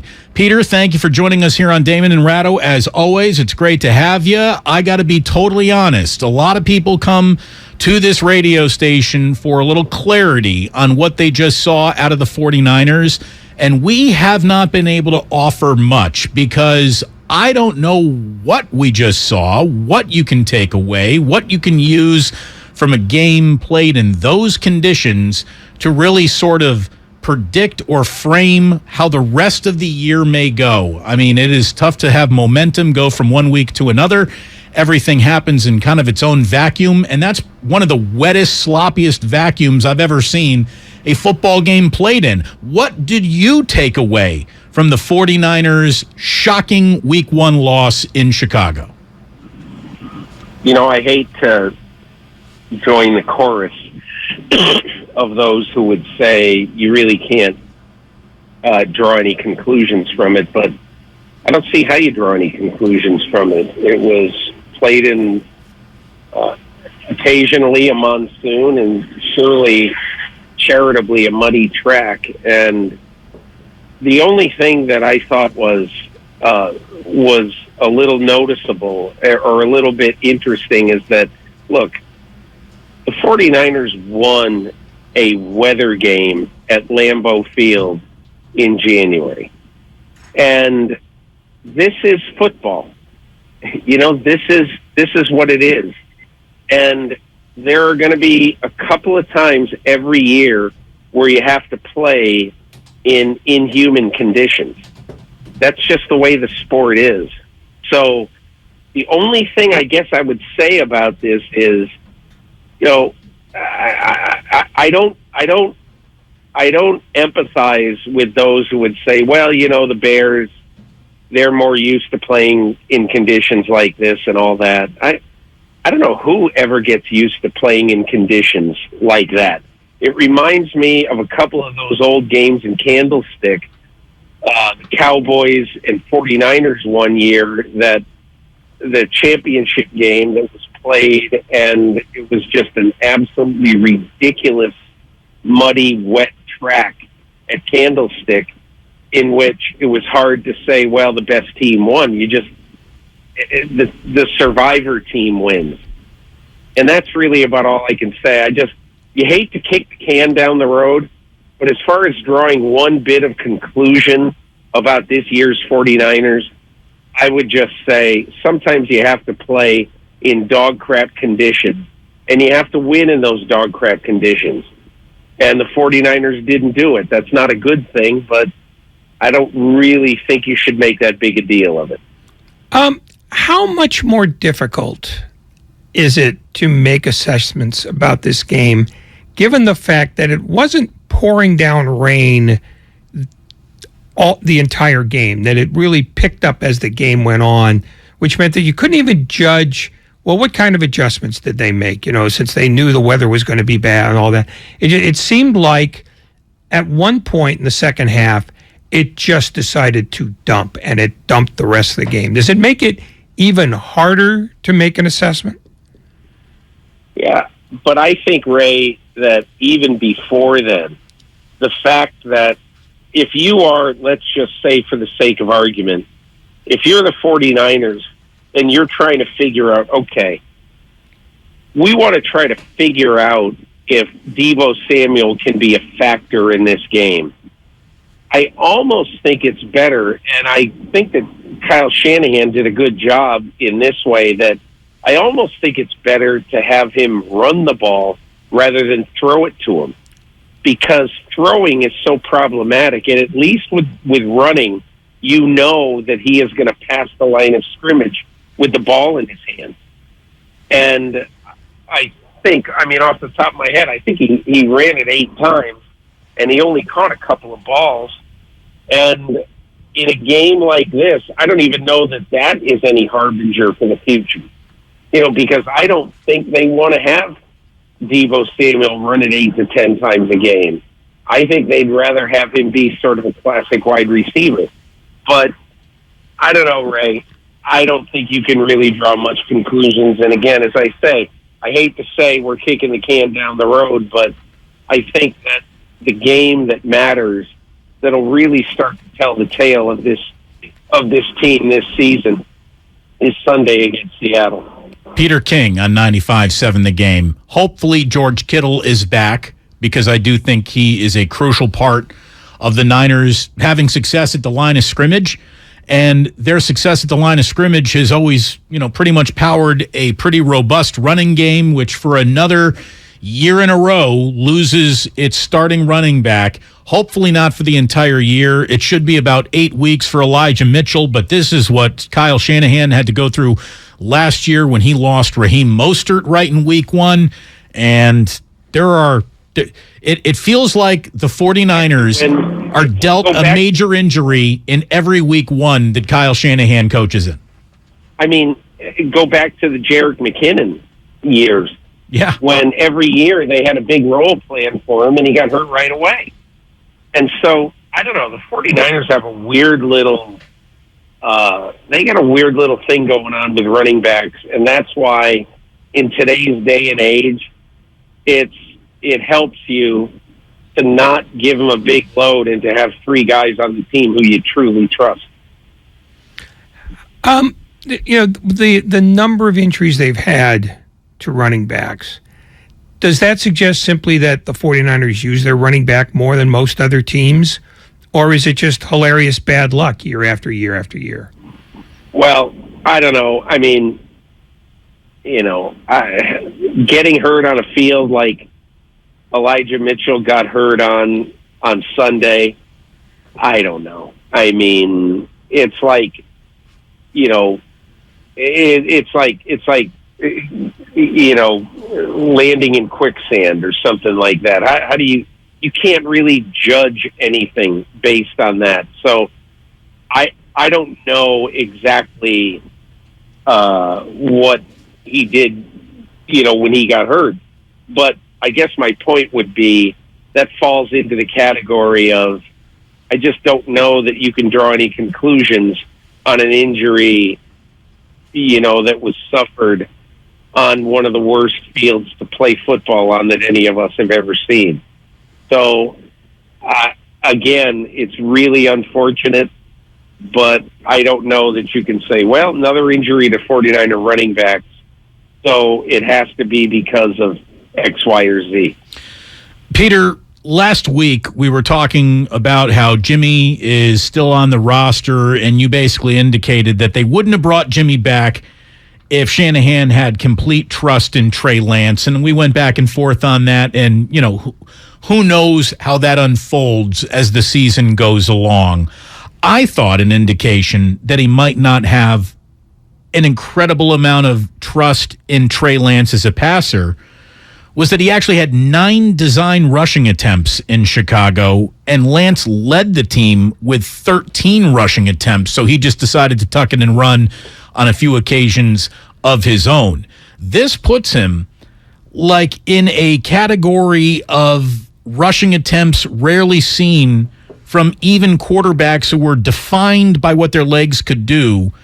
Trey Lance has already got 3 games in his career, and in 2 of them, he has carried the ball 13 or more times. Like that, like Jalen Hurts has only done it 5 times in his career. Michael Vick has only done that 4 times in his entire career, and we've now seen Lance do it twice in the 3 games that he started. Again, we got to get back to the fact that it was a monsoon and a really weird day to evaluate how anybody played. But I was surprised that Trey Lance has been used so much in the running game, but not rolled out to help him through a passing game. It's a little weird what Shanahan has cooked up for his young quarterback. If that happens Sunday, that he runs it 13 to 15 times or 12 to 15 times on Sunday, then I think you see a trend. Here, there's just not enough evidence, in my opinion, to call it a trend. That on that track the other day, I think what you're trying to do is to simply say, okay, what's the best thing we can do to try to move the chains to get in decent position to, at the very least, try to kick a Robbie Gould field goal. That is how I would have coached that game, and I would bet a lot of money that's how Kyle Shanahan coached that game. So again, I don't mean to sort of delay any sort of conclusion at all, but just if he had run it 25 times on Sunday, I wouldn't have been surprised. It just was a terrible day to try to play regular football in Chicago Sunday. Looking towards Seattle and particularly the game last night, what did you see from the Seahawks that makes you reassess what you thought of them before the season started? There's two things. Number one is I think that the thing I found most interesting about the Seahawks was the fact that although none of us really know very much about some of their young players, particularly like Jordan Brooks, who did have a very good year last year, but nobody still really knows him, okay? So, like, if you look at Jordan Brooks, who had, I think, 12 tackles last night, here's a guy who the Seahawks believe, the Seahawks let Bobby Wagner go because they felt that they had the next Bobby Wagner in Jordan Brooks. Whether he'll be as good as Wagner, who knows? But you just have a bunch of guys, like, for instance, Jordan Brooks, Cody Barton, another linebacker who is a young guy who really made life tough for Russell Wilson last night. And then, I think also one of the most underrated players in football, in my opinion, is Quandary Diggs. I think he's a great safety who just gets credit for being an okay safety, which I think is unfair to him. And so now, especially because Jamal Adams is going to be out for a while, all energy and all focus goes to Quandary Diggs. So I think they've got a very interesting young team with a lot of speed on defense and a lot of guys you've never heard of before. And again, look, nobody expected, especially the kind of first half that you saw out of Geno Smith. And Geno Smith was fabulous in the first half last night, and I think he was okay in the second half. He didn't lose the game in the second half, but he had a great first half, and he gave them enough of a lead that Denver just couldn't catch up, or they could have caught up until one of the worst calls I've seen in recent years happened at the end of that game. I thought it was stunning that Russell Wilson basically didn't go into the press conference saying they're not paying me $245 million to watch 64-yard field goal attempts. What are we doing? But hang on. Russell Wilson is not throwing his coach under the bus in the first game of his Denver Broncos career, which he told me in the summer he hopes lasts 10 years. That's just not what you do. No, but he could call a timeout. He could say, I'm making an executive decision right here. I'm calling the timeout, because that's the right thing to do. But there was a timeout, and he went to the sidelines, and they put the kicker in. So he had enough time, if he wanted to tell the head coach, don't do this. Let's talk about this, whatever. And he didn't do that. So there's a time, if you vehemently disagree with something, to do something about it. And that time is not, in my opinion, at the post-game press conference. If he thought that the coach was making a horrible mistake, he should have said something at that time. Now, the problem with the decision that was made is that clearly, Nathaniel Hackett thought at the end of that game that he would give trust to his kicker, who told him, if you get into the left hash of the 46-yard line, I can make that field goal, because he made it in pregame warmups. But here's the problem with this: every game, and I mean every game, a coach asked his kicker, "Where are you good from? What can you make tonight or today? What's your line of demarcation?" And he'll tell him. And look, I'm not saying that Brendan McManus lied or anything, but what I am saying is that The longest field goal he has made in his career is 61 yards. And 6 years ago, though, right? I mean, that's a thing. Like 64-yard field goals are 2 for 41 in the history of football. I mean, it's not a percentage play. Russell Wilson getting 5 more yards was the right play. It was. Of course it was. It was a ridiculous coaching decision. Peter King here on 95.7 The Game. Look, we don't want to spend too much time on Seattle, even though they're coming in next. But I'll tell you, Kyle Shanahan has a reputation, Peter, of being, this wunderkind coordinator of offenses. But I think what he's also getting a little reputation is a guy who blows a lot of 10-point leads, which, considering how married he is to ball control and not risking it with an overly aggressive passing attack, and he wants to dominate the line of scrimmage with a running game. At what point does Kyle Shanahan's reputation for blowing 10-point leads start defining him more than the promise of buzz around how good he is at coaching? I mean, at what point do we say Kyle Shanahan might be a little overrated here? Well, I didn't even know that until you just said it about the 10-point lead. But I think that, clearly. Could you do me a favor and move your phone a little bit closer to the screaming ambulance? Yeah, it's unbelievable.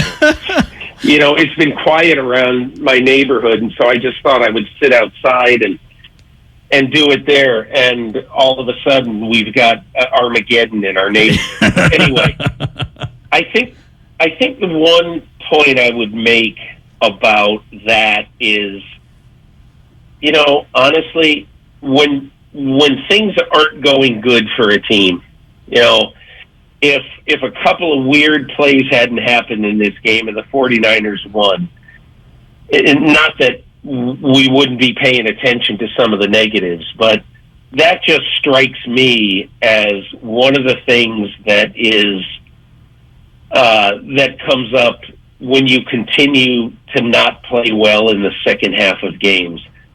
And again, I think, in my opinion, you just can't judge anything very sincerely about what happens in this game. Now, let's see what happens in the next few weeks. But I don't know. That's the kind of thing I can't take very seriously after a game like they had in Chicago. You wrote yesterday that Kyle Shanahan and John Lynch sort of polled the 49er player leadership, asking, we got to make sure you're going to have Trey's back here. Is this a recognition that maybe Shanahan has to do a bigger selling job on Lance's behalf than we originally thought, and that maybe he's going to have to keep doing it? Well, all I did was quote Jay Glazer, and I attributed that to Glazer in my column. You did. And here's the thing. That was interesting to me, okay? And the reason it's interesting to me is because it says to me that Kyle Shanahan and John Lynch know that there are quite a few players on this team who are very much who are very good friends with Jimmy Garoppolo. And they also know that in the NFL, sometimes life moves on. So I think all they were trying to do is just kind of, they were just trying to seal that potential problem, which, and who knows if it ever would have become a problem. But I think they were just trying to say, hey, listen, let's just make sure we're all in on Trey's side, okay? And we know what this year is. We know there are going to be some times that might be rough times. But we are not in this, and we're not going to be shaky about this. We are going with Trey Lance, and we just want you guys to know, we want you to to support it and all that. And so you would assume that most of the guys, if not all of them, just said, hey, no problem. We're fine with that. But I do think that when I heard that sort of opened my eyes and said, you don't do something like that unless you think that you need to do it, And so I just thought it was interesting. I don't think it's a huge story, but I just think it's interesting and just another way that they wanted to ensure that the players on this team know that Trey Lance is our quarterback. We have very little time left, so a quick answer. Are you surprised, Peter, that the Dallas Cowboys are not more outwardly interested, if not in Garoppolo, but bringing in someone to help them through this Dak injury?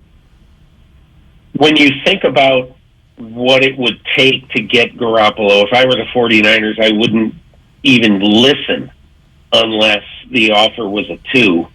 And if you're the Cowboys, is it worth the 2 to trade a guy who might play 3 or 4 games? Probably isn't. So, no, I'm not that surprised. And I think what it means is that there's an understanding of how difficult it is to come in and learn a brand new offense and get ready to play in a matter of days. And so, no, I'm not that surprised. I wouldn't have been shocked if they did it, but if they did it, it would have been a sign that Dak Prescott was going to be out for a lot longer than they have said. We spent the entire offseason talking about we'll get to week 1 and we'll start getting answers on the 49ers, and we have to wait still another week. And that's the kind of week 1 it was around the NFL. Peter, thank you so much. Always a pleasure. My pleasure, guys. Thank you. Peter King here on 95.7 The Game. It's Damon, it's Ratto. By the way, Mike Martz sort of is just playing, the room he's standing in, or is he already making up his mind on players that he wasn't doubting in, now is doubting in? We'll hear a little from Mike Martz and how he has reversed direction on Trey Lance. When we come on back here, Damon and Ratto on 95.7 The Game, brought to you by Fremont Bank, full-service banking, no compromises. Are you ready for your palm reading, my dear? Yeah, let's do this. I sense that you crave something. More reliable. Right. You know you deserve better and want out of a relationship. Yes, with my big name wireless carrier. You're who now? My big name wireless carrier. That's why I switched to Xfinity Mobile. Now I get unlimited with 5G for $30 per month on the most reliable 5G network. Let's talk about your aura. It's so... And get this. They can even save you hundreds a year on your wireless bill over T-Mobile, AT&T, and Verizon. Wow, that's actually really impressive. Yep, but you already knew that, didn't you? Oh yeah, I definitely saw this coming. Start seeing savings today. Switch to the fastest mobile service, Xfinity Mobile. Now with the best price on 2 lines of unlimited, just $30 a line per month. Switch today. Xfinity Internet required. Price comparison for 2 unlimited lines under available 5G pricing plans of top 3 carriers. Taxes and fees extra. Reduced speeds up to 20 gigabytes of usage per line. Most reliable based on root metrics. US report. Comcast analysis of mobile Wi-Fi and cellular data from Ookla Speed Test Intelligence Q2 2022. Okay, you know those amazing spots only the true San Francisco locals are in on? Like that place with the square pizzas? Or Mama the spot for sweet and sour chicken that's anything but so-so. Order up! You know, with the Granch dressing.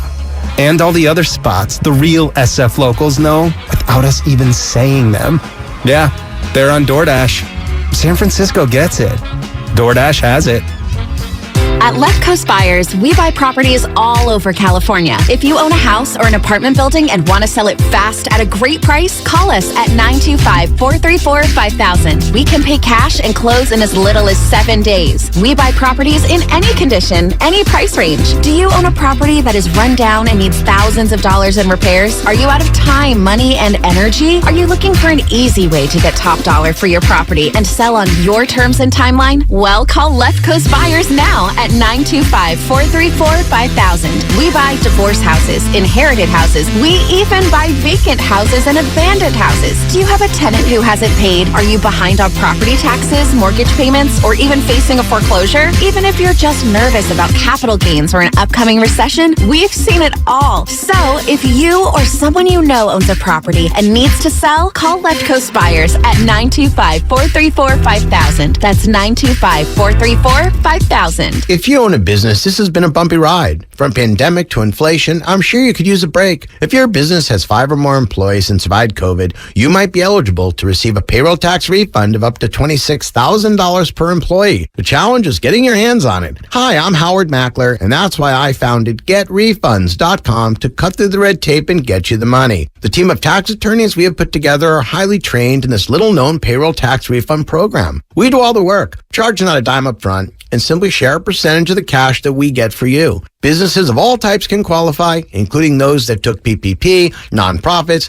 and even those that had increases in sales. We have helped return over $1 billion to businesses, and we can help you too. Just go to getrefunds.com/sports, click on Qualify Me, and answer a few questions. This payroll tax refund is only available for a limited period of time. Don't lose out on up to $26,000 per employee. Go to getrefunds.com/sports. That's getrefunds.com/sports. Great cars and great customer experience are what define a great dealership. At BMW of Fairfield, we deliver on both counts. BMW of Fairfield is the top-rated BMW dealership in the Bay Area, according to Google reviews. We love selling the ultimate driving machines, but our success rests on the outstanding experience we provide our customers. It's a better way to buy and own a vehicle. Experience it for yourself at BMW of Fairfield. One price, one person, 1 hour. Gorgeous gaming, stunning streams, unbelievable bandwidth. It's another Lifestyles of Gagillionaires. Meet the AT&T Fiber customers winning at life with hyper gig speeds. Meet Gagillionaire Terry. While his love of streaming horror movies has him constantly on the edge of his seat, his internet bill won't give him a scare. Oh, don't go in there.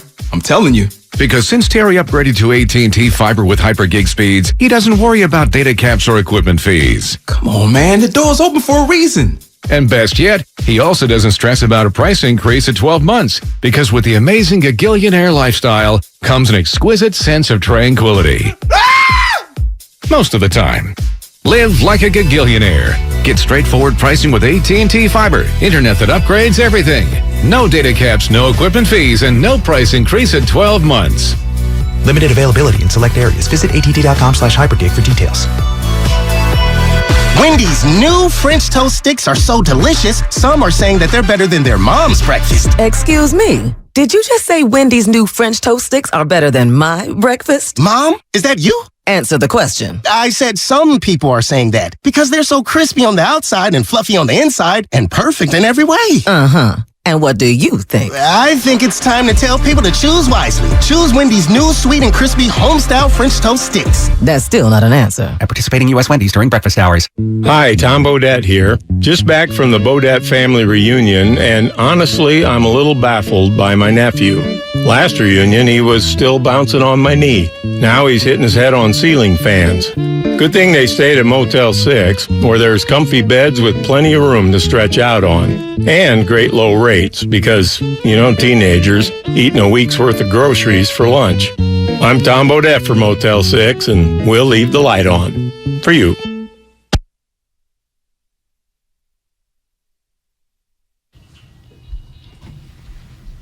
Now back to Damon and Ratto, brought to you by BMW Fairfield on 95.7 The Game. Welcome back, Damon and Ratto. It is good to have you here, and it's good that Peter King basically, is looking at that Week 1 loss in Chicago sort of the same way we are, Ray. What did we learn? I don't know. What do we now know that we didn't know? What can we no longer believe in that we wanted to believe in? What is the data point that you take from that game and you push forward to sort of define how the season might go? There's very little. There's almost nothing to take from that game and apply it forward. But here's the thing. Even if it doesn't turn into Indonesia in monsoon season, you're not going to know very much because it's one game against a poor team against which, there's not going to be any judgments to be made anyway. I mean, Trey Lance was not going to be pulled from that game.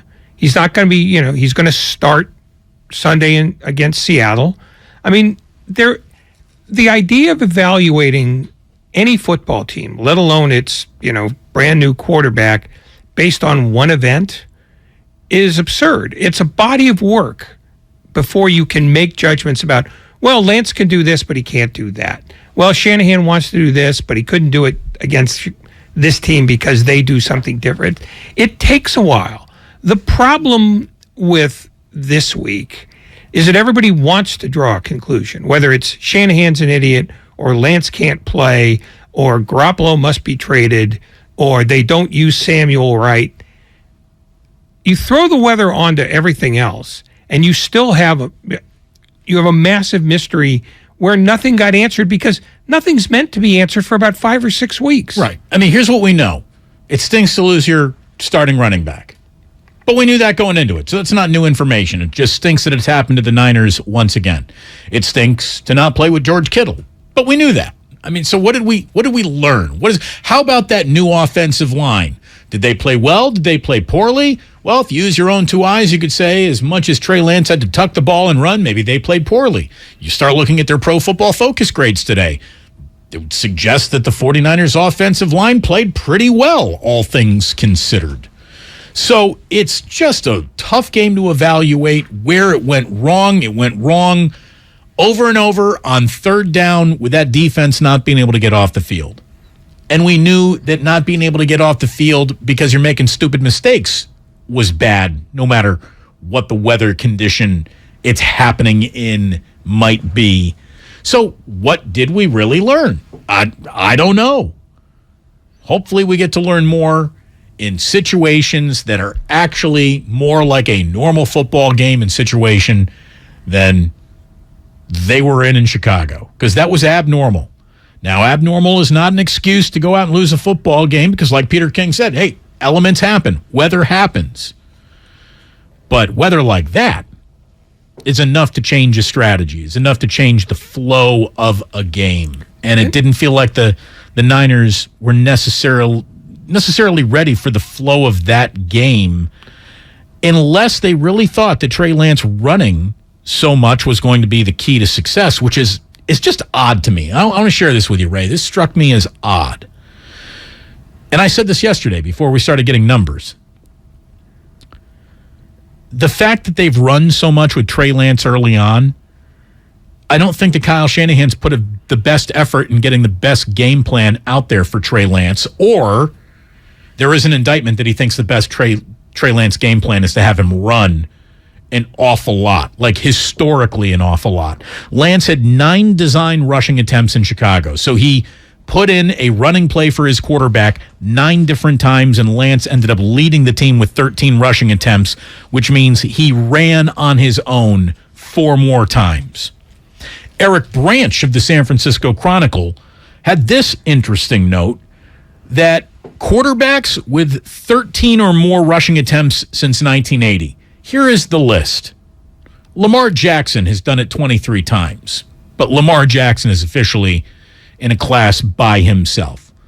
The way Lamar Jackson goes about doing it is so unique to Lamar Jackson that you probably shouldn't try to duplicate that. It's the same thing with Patrick Mahomes.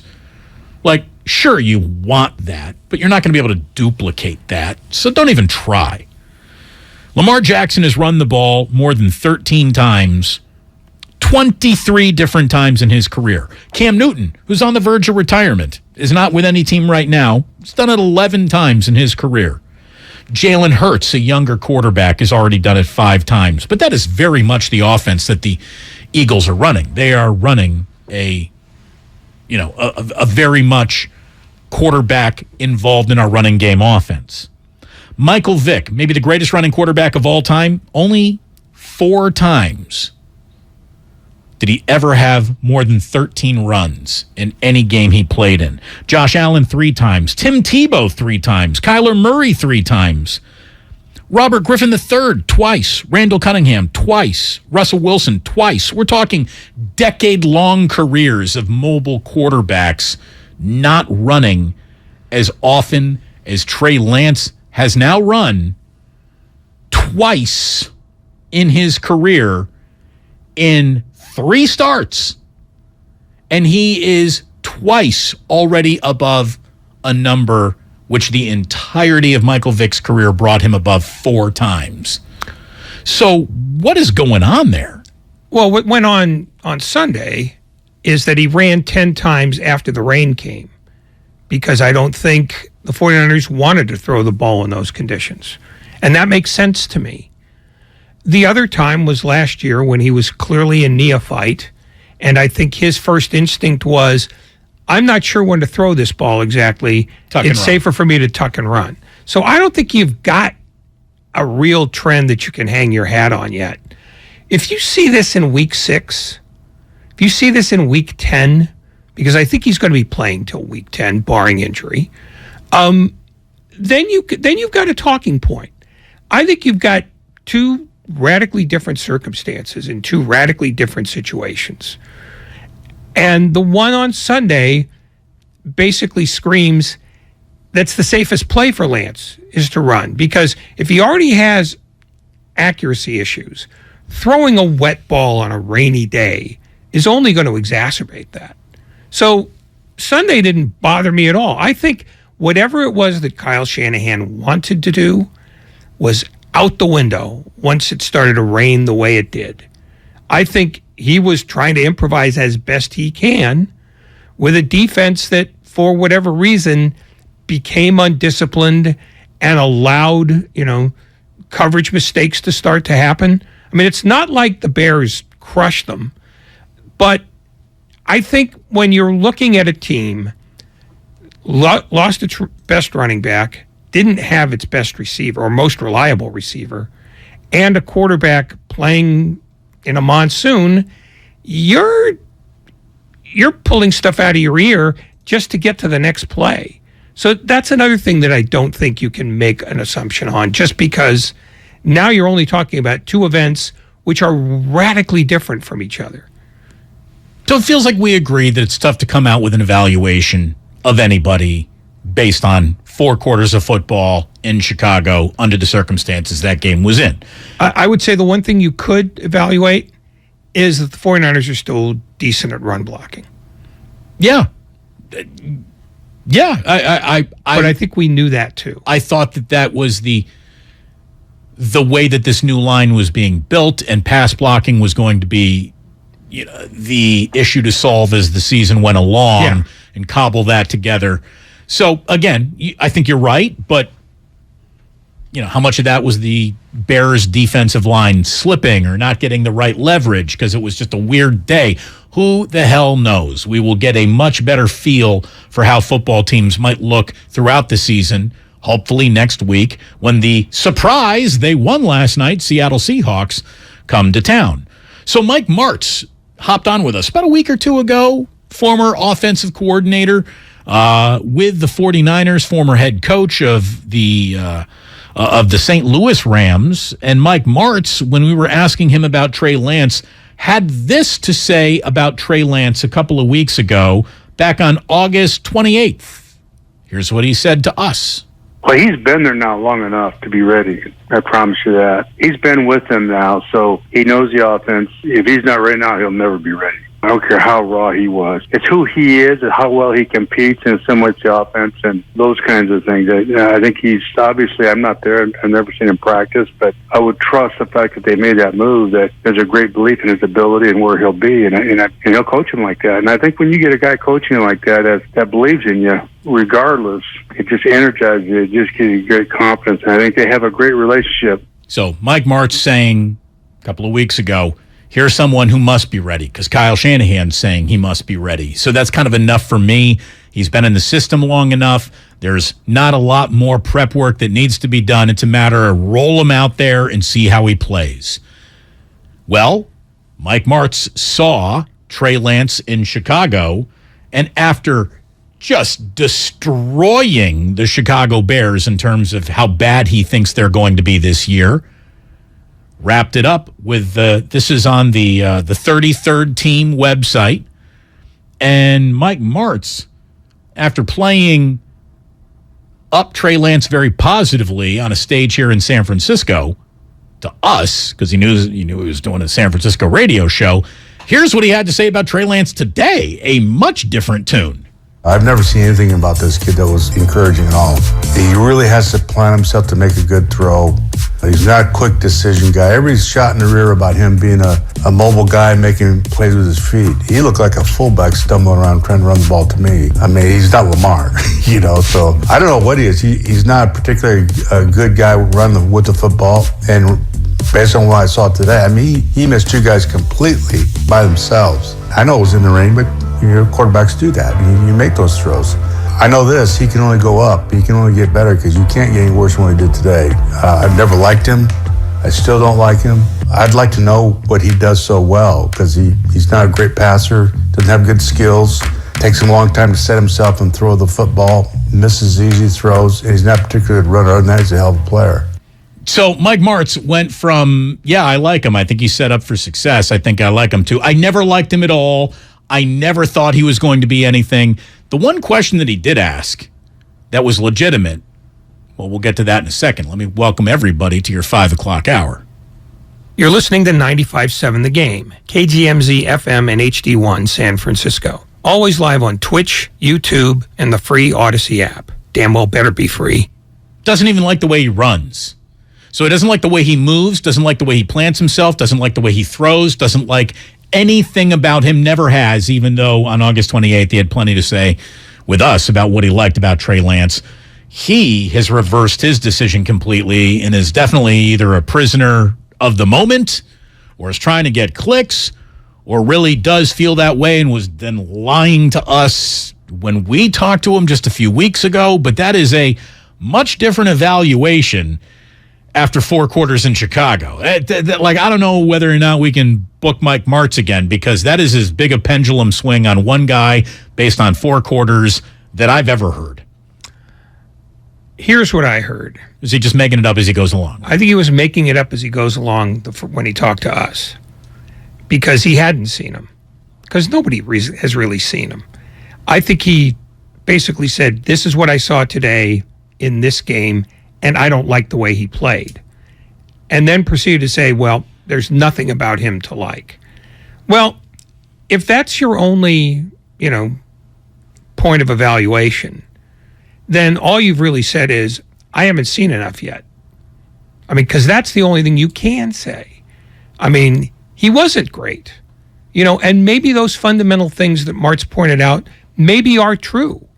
Maybe, in fact, that's one of the reasons why Kyle Shanahan doesn't open up the offense for him, because he doesn't like his footwork, because he doesn't seem to, to throw to the spot the way he should. Maybe all that is a fact that you base on the 4 quarters you saw on Sunday.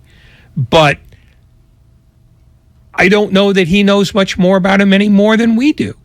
I mean, the only interesting thing, and you said it yourself, was I don't like the way he runs. Now, did he not like the way he runs because he was running in the rain and maybe his gait is different? Because he didn't say he didn't like the way he held the ball. He said he moves like a fullback. Well, maybe everybody was moving like a fullback because you're running through 3 inches of water. And I'm not making excuses for him. All I know is I don't know anything about this yet. And I'm perfectly happy to admit that over and over again.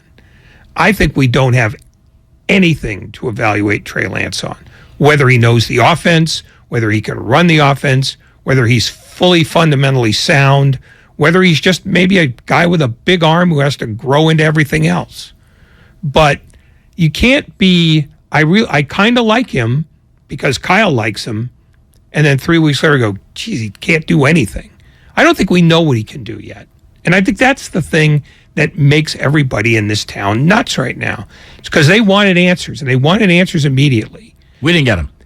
We didn't get them Sunday, but we didn't get them last year when everybody was screaming, he's the future, and you got to get rid of Garoppolo immediately. He's going to be a drag on the salary cap. Well, that turned out to be false. I mean, again, we're talking about a scenario that almost no other team has ever tried, which is take the successful quarterback, try to get rid of him, fail, and then basically make him the backup to a guy with essentially no resume. So nobody's got any template for any of this, but nobody wants to say, well, gee, I don't know what to say yet. So they just fly off the handle and go, well, he can't, the coach isn't doing a very good job with him, or he's not taking their training wheels off, or he can't play at all. I mean, whatever you say definitively about Trey Lance right now, is either a lie or a miscalculation based on no evidence. Right. It feels like it's a little performative. It's a lot performative. And it's not just Mart's performing it, because you've heard it all day long. You heard it all day long yesterday. You're going to hear it all day on Sunday. They don't know. And they feel like if I say I don't know, somebody upstairs is going to yell at me for not knowing. Well, there's nothing to know right now. So cool your jets. Just admit that this guy is a mystery and he fits into this team in some way, but nobody knows how. Just, talk about something else. I'm surprised that Martz decided to come down so definitively as he did, though, after a real tough game in which to make an evaluation of how anyone played. But it sounds like he's trying to gain either a little traction for his website, or he really just did not see anything that, Spreckensy football with him in his own mind. When he asked the question, what does he do well? Well, that's legitimate. That's a legitimate question that I still think no one really has the answer on. What is the one thing that Trey Lance does well or definitively better than Jimmy Garoppolo? Not theoretically, but you've seen it with your own two eyes and believe it in your heart. I don't think we even have that list yet. We have one item. He throws the ball farther. That we do know. He throws the ball farther. That's not really a football skill, though. And it didn't really translate to any use or good last Sunday. I also think that while Mike Martz does know football, he's not really terribly schooled in the world of the media, and probably views it as you'd better have a strong take every time you open your mouth, whether you have one or not. And that's what his second set of remarks reminded me of. The one thing that caught my ear was, I don't like the way he runs. Because at that point you're saying, I don't even think the one thing we think he can do, he can do. And if he's right about that, then Trey Lance can't play. I don't know that anybody's with any sort of depth or breadth can say that yet. Brian Baldinger was on the Morning Roast, and here's what he had to say about Lance's Week 1 evidence of performance. Well, he didn't lose the game for him. He didn't lose it. You like to see in the fourth quarter him be able to see Eddie Jackson, making that throw. But, there's a lot of guys that make that throw and don't see him. He made a great play. He's a really good free safety. But other than that, in those kind of conditions, he missed a throw to Tyler Kroft. It's old Shanahan play. They've been running that thing for 30 years now. If he runs it 8 more times, he probably, strikes, gold on 7 of the 8. He just overthrew him. But, he didn't lose the game. They didn't block well up front. They didn't run the ball well. Nobody could tell you the name of those defensive linemen for the Chicago Bears. This isn't a top 5 defense. And, there was a lot of 1- and 2-yard runs from that offense on Sunday. Kind of a crap fest, no doubt about it. Baldinger went on to say, here's what he needs to get better at quickly on the Morning Roast. I think when he gets a clean pocket, like a lot of quarterbacks, they can make great throws like the one to Ray McLeod or to Juwan, and then he hit to one to Ayuk, those throws are pretty clean. But, when he gets a dirty pocket and, he misses throws, that's when you want him to just be able to calm down in the eye of the storm and just be able to sit there and make the throw. Or, look, if he's got to do something athletic in that pocket to avoid a hit, to throw over some obstruction, you like to see him still be able to drive the ball and hit the throw accurately. And I think that's something that he still struggles with. Again, the throw to Ayuk, here's what I had. And I'm just going to go off the notes that I had on Friday of last week when I had here's what I want to see with my own 2 eyes. The first thing I talked about was how Bosa, Armstead, and Kinlaw, how did they look against a patchwork offensive line? Chicago's got questions everywhere. Well, we saw a lot of Bosa. We saw Kinlaw. Didn't get much out of Eric Armstead in the game on Sunday, but the defensive line pretty much went out and played where I thought they would play. I said I was excited to see Elijah Mitchell. Well, we didn't get to see him for very long. I said I was excited to see what feeding Ayuk might look like. He had 2 catches on 2 targets, so it was hardly a feed Ayuk day. And I said I wanted to see a revamped secondary. And I think that the secondary did a very good job on a Bears team which really spent most of the day terrified to put the ball in the air. They didn't want to throw the ball. The reason why Talanoa Hufanga was able to play like a linebacker is because he was allowed to line up like a linebacker. The Bears put 8 men in the box and said, we dare you to throw at Justin Fields. We double dog dare you. And it was a dare that Fields passed on.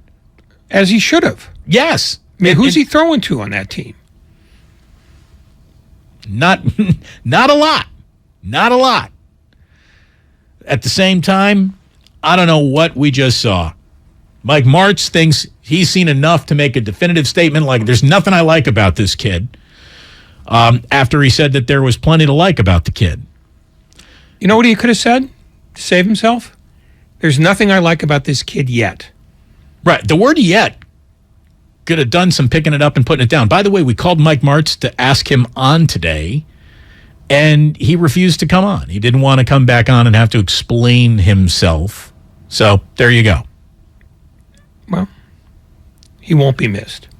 Aw. At least not by me. I mean, not because he said anything particularly radical. It's just he doesn't know anything more about Trey Lance than any of the rest of us do. In 3 weeks, he will, because he has a more trained eye. Right. But someone from the Comcast business text line says, sorry, Coach Martz. I guess that Trey Lance is no Mark Bulger. Very good. Very, very good. Somebody has this. Hey, Trey Lance is really great at giving the media basic, no information answers to questions. He was good at that. And I'll tell you, that's an important skill. It's an important skill to be able to filibuster your way through press conferences that are going to be as pointed and sharp for him to navigate without creating any new drama around the team. It's important to do that. It's important to know how to defuse bombs, not make sure you set them off. But it did not get the 49ers into the win column. No, how he talks is remarkably unimportant. It's important for him. It's important for him just to make the week. The words you choose can make your week harder or easier. Choose the easier path. But that's inside football stuff between him and Kyle Shanahan. What needs to be answered is, what does he do on Sunday? And what he happens to say during the week or after or before a game is not really relevant. It's, your play will tell us how interested we are in you. Because I think whether he's not interesting or he's been schooled to not be interesting, the bottom line is he's not interesting. And if that's what he's going for, good for him. On the Unbuttoned podcast, Chris Sims, who we all know has a direct line to Kyle Shanahan, was expressing some doubts, not really about Trey Lance, but doubting whether or not the locker room wasn't already kind of grumbling or rumbling about Jimmy Garoppolo. Here's what Chris Sims had to say. To do justice to your organization, your fan base, and more importantly to your football team, the guys in the locker room, you got to play the best players. And I think there's guys, I've heard through the grapevine, there's guys in that locker room that go, Jimmy G's the best player. I mean, I know. He's proven it. How would you say differently right now? I know. And I don't want to call people out here, but I've heard from people that I know around the NFL that go, yeah, there's some prominent people in the 49ers locker room that go, Jimmy Garoppolo's better. Well, there's not a single local media member who's picking up that and putting it down in print for anyone to read. Not one. So does Chris Sims really have the inside skinny on that? Because if that's where we are right now, after 4 quarters of football, there is a little, it's time to get Jimmy back in there movement, then the miscalculation that not only is elevating Lance, but allowing Jimmy to sit side stage, not even involved in any season planning whatsoever. The miscalculation there by Shanahan and Lynch, I don't want to say it starts bordering on negligent, but it is one of the all-time, we did not take the temperature of the reality of this. We tried to force this into reality. So I really hope that Chris Sims is a little off bullseye there, because if there are, as he said, prominent names in the 49ers locker room who are already like, yeah, this would still be Jimmy. That's not good. That's not good. If that's happening after 4 quarters, after a game where everyone understands this ain't normal, that's not good. Based on how new the information that Sims got is. I mean, because I think you can safely say right now that Jimmy Garoppolo is better at this moment for the 49ers than Trey Lance is. That said, Kyle Shanahan has decided what he's going to do. And if it means he's got to go into the locker room and say, look, he's the starter. And if it means he's got to talk to those 15 guys again and just say, we're not changing until I tell you we're changing. So it's up to you to monitor the room and make sure that everybody understands that. I mean, what Sims says is not outlandish to me, but Kyle Shanahan is flying against the wind, as he has been doing with this the whole time. You know, he has that sort of sense that I know what I'm doing. I believe that what I'm doing is going to be best for us long term. But this is the rocky early part where Lance can't be better than Garoppolo. He doesn't have a track record, you know, and unless Mike Martz is right and Lance can't play at all, then it only makes sense that, you know, you sit and wait another 4 or 5 weeks and see what else you see. You know, it's the need to jump to today's conclusion that is so mad. Is Chris Sims just feeding the beast here, or does he really hear these things? He's really that much the fly on the wall of the 49ers locker room that maybe even more than any other dialed-in local media member, you can take what Chris Sims is hearing and run with it just a little bit. But what he said was, I've heard from people around the league who say that there are guys in the 49er locker room. So he's not the one who's dialed in here. If he's dialed in anybody, well, I think he might be there. There might also be a little plausible deniability that he's using to throw things out. Well, then you're saying he's dishonest, because he's basically saying, I heard from people. He's going to protect his source, and that's not dishonesty. No, but it's being dishonest. When everyone knows how connected he is to the head coach, you have to separate yourself from information by a level or two to maybe continue to get said information. So then maybe you don't describe where you got it in an erroneous way, because that is a lie. You know, it's, you know, lying to protect the source is not kosher either. And I'm not saying he's lying. What I'm suggesting is what he's got here is secondhand information whose reliability we're not sure of. And who do you trust more, Trey Lance or Chris Sims' secondhand information? Do we know enough about either through 1 week? Well, we don't know anything about Sims's, and we know next to nothing about Lance. So I would say it's a photo finish at this point. We go to Frank in Santa Cruz. Frank, you're on 95.7 The Game. Hello. Hey, good afternoon, guys. I have a concern. This team is built to go into the playoffs. My concern is this. Now, if you trade Jimmy G, let's say the Dallas Cowboys need a quarterback and they want to get Jimmy G, I hope Kyle doesn't trade him there. What if Trey Lance gets hurt, and right now he's going to struggle? Right. Look, Frank, all of the concerns that kept Jimmy Garoppolo in the room when it was all said and done would be immediately things to not even worry about anymore if they were to trade him. So I don't think he's about to get traded. I do think that the 49ers have begun their year with the quarterback room that will look like this room looks at the end of the year. I don't think it's about to happen. We asked Peter King about this. He doesn't think it's about to happen. Already in Dak Prescott's situation, the Cowboys are walking back the amount of time they fear he may need off after the thumb surgery, which, like all sports surgeries, went very well today, Ray.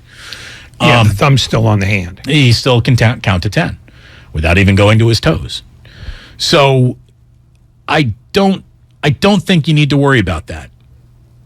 I don't think you need to worry about that, and I really do believe that Jimmy's present still on this team and any doubts in Trey Lance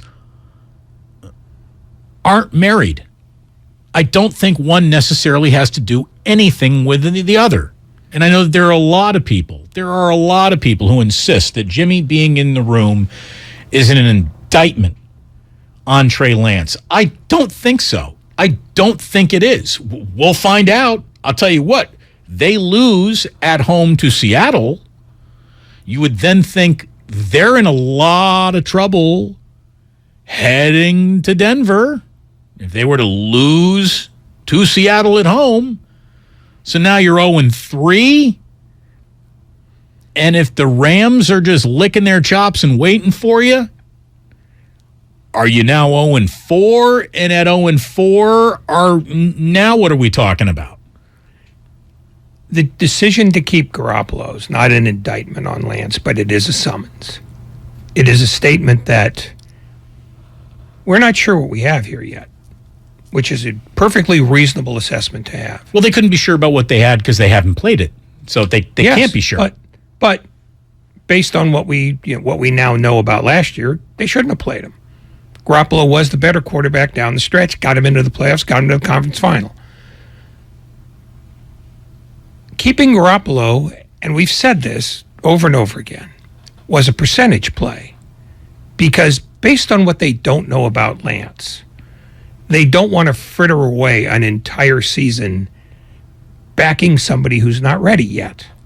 And again, I'll use the word yet, because we don't know if Lance is ever going to be ready or when it's going to happen. The point is, Garoppolo's there because Shanahan isn't entirely sure what he has in Lance, which is different than saying, I made a mistake with Lance. It's a lot different than that. If he makes a mistake with Lance, you'll know it in the offseason because you'll be able to evaluate all the games they played, see how many games that Garoppolo played or finished, and then you can make a more educated judgment on all of it. You can make no educated judgment now. And that's the thing that seems to confuse everybody. This was never going to get settled in week 1, no matter what the weather was like. It's not going to be settled in week 2. It's not going to be settled in week 6. You're supposed to strap in and wait for this to develop, but nobody has the patience to do that anymore because that's the culture in which we live. Oh, wait a minute. You want the playoffs to actually begin before we start announcing who's in the playoffs? I believe 6. I believe week 6 we could start announcing who's in the playoffs. Buffalo. There's your teaser. There you go. That's, I guess, the one thing we did learn out of week 1. How good they might be. You know what I also learned out of week 1, too, and I'd never heard this before? Have you ever heard of the bird gauntlet? No. I've never heard of the bird gauntlet either. So apparently, the NFL has 5 bird-related franchises. The Falcons, the Seahawks, the Cardinals, the Ravens, and the Eagles. In the history of football, no team has ever beaten all 5 teams in the same season. Now, obviously, you would have to have the scheduling break to put the entire bird gauntlet in the gauntlet of your schedule. Well, the New Orleans Saints actually have that this year, Ray. The Saints will attempt to run the never-been-completed bird gauntlet. The Saints have already a win over the Falcons. They play the Seahawks, the Cardinals, the Ravens, the Falcons again, it's a division opponent, and the Eagles. So we'll see if they can go a perfect 6-0 running a bird gauntlet. Do you get a trophy for that? Yes. Do you even get like a free plate of wings at Hooters, corporate sponsor? The Stanley Bird Bath. Nice. No, and no AFC team can ever run the bird gauntlet. No. Because they won't get to play all the birds. Exactly. So it's largely an NFC construct. And even at that, you can't guarantee. I mean, I'd like to know the last time somebody was confronted with the bird gauntlet. I don't know how many bird gauntlets have been thrown up to hurl yourself over. Yeah. I don't know. And whoever thought of this probably has more time on their hands than they really need. By the way, we had more time on our hands as we were getting ready for today's show, and we came up with this quarterbacks who did not play in the preseason We're 3-8 in week 1.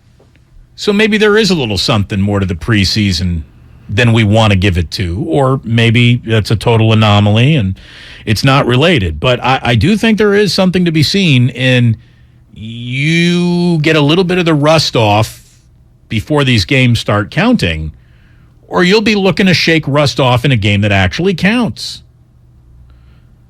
The L's, the 3-8, the 8 quarterbacks who did not play at all in the preseason and lost: Matthew Stafford, Kyler Murray, Aaron Rodgers, Russell Wilson, Dak Prescott, Joe Burrow, Derek Carr, and Ryan Tannehill. The 3 quarterbacks who did not play at all in the preseason and won: Lamar Jackson, Kirk Cousins, and Justin Herbert. I don't know what that means, but we figured it all out through the process of elimination. It took us about 15 minutes. Yeah. But we did it. Yeah. I know what it means. What does it mean? Nothing. And the reason why it means nothing is because there were also a bunch of guys who played like one series in the preseason, like Tom Brady did. So he played. He played, but one series doesn't really get you anything that not playing at all doesn't. No, but to qualify for this stat. Oh, no, to qualify for the stat, sure, but I think the stat is kind of artificial because there are a lot of veterans who barely saw the field. Right. Well, I mean, I would also think we can put Tom Brady in the category of he probably doesn't need much preseason. I think you could probably put Aaron Rodgers in that group. I mean, really, of all those guys, the only guy who's not a veteran with a lot of miles on him is Joe Burrow. Oh, he's a veteran with a lot of miles. Oh, no. Well, no. I was thinking about Flacco, not Burrow. But Burrow is, look, he's got some recently stacked bodies that got him to the Super Bowl. So, yeah, no, they gave him, you've arrived ahead of scheduled treatment. Yeah. And he also had that little appendectomy thing, which held him out of the preseason as well. Yeah, I mean, he probably would have played. Yeah. I mean, I like the Bird Gauntlet stat better. Fair enough. We go to David in Antioch. David, you're on 95.7 The Game. Hello. David, once, twice, thrice. Are you with us? No, thank you, David. We go to another David. What'd you thank him for? In San Jose. I thanked him for making a really quick phone call out of all of it. We're trying to move along. David in San Jose. Hello. Is this David with us? Hey, can you hear us? I got you, David. All right, cool. All right, thanks for taking my call, gentlemen. I wanted to go back just a little bit to Chris Sims' comment here. And, I won't try to categorize him in the Mike Florios and the Lombardis and some of these outlandish reports that come out of those 3. But let's just say, what he said is valid, and that there are a certain group within the locker room that is pro-Jimmy over Trey Lance. And if we can go back to the Warriors this past year a little bit, that was definitely the case. And it was surprising to a lot of us fans that these older players wanted to, rock with the older veterans. Us fans, we wanted the youngsters. But that was the case. It was stated by Iguodala and even Curry in some of those sources. But for the Niners, let's look at who those players probably are. That would be pro-Jimmy. And it's not the youngsters. It's not the rooks. It'd be your veterans, your George Kittles, your Warners, your Trent Williams, your Jimmy Wards. And now let's look at what those veterans did this past Sunday. Well, 2 of them weren't available. So Kittle did not help out. Jimmy Ward did not help out. The rest of them all seemed to make quite a few mistakes. Trent Williams made mistakes. Deebo Samuel obviously made mistakes. Warner was not his best. Same for the full linebacker crew. But my point is that, these guys that are saying we're pro-Jimmy, supposedly are pro-Jimmy, it doesn't matter who the quarterback is. You be a veteran, you do your job, and you don't make those mistakes, especially for a rookie, second-year QB. Well, and all the veterans that you were just talking about, David, and thank you so much for the call.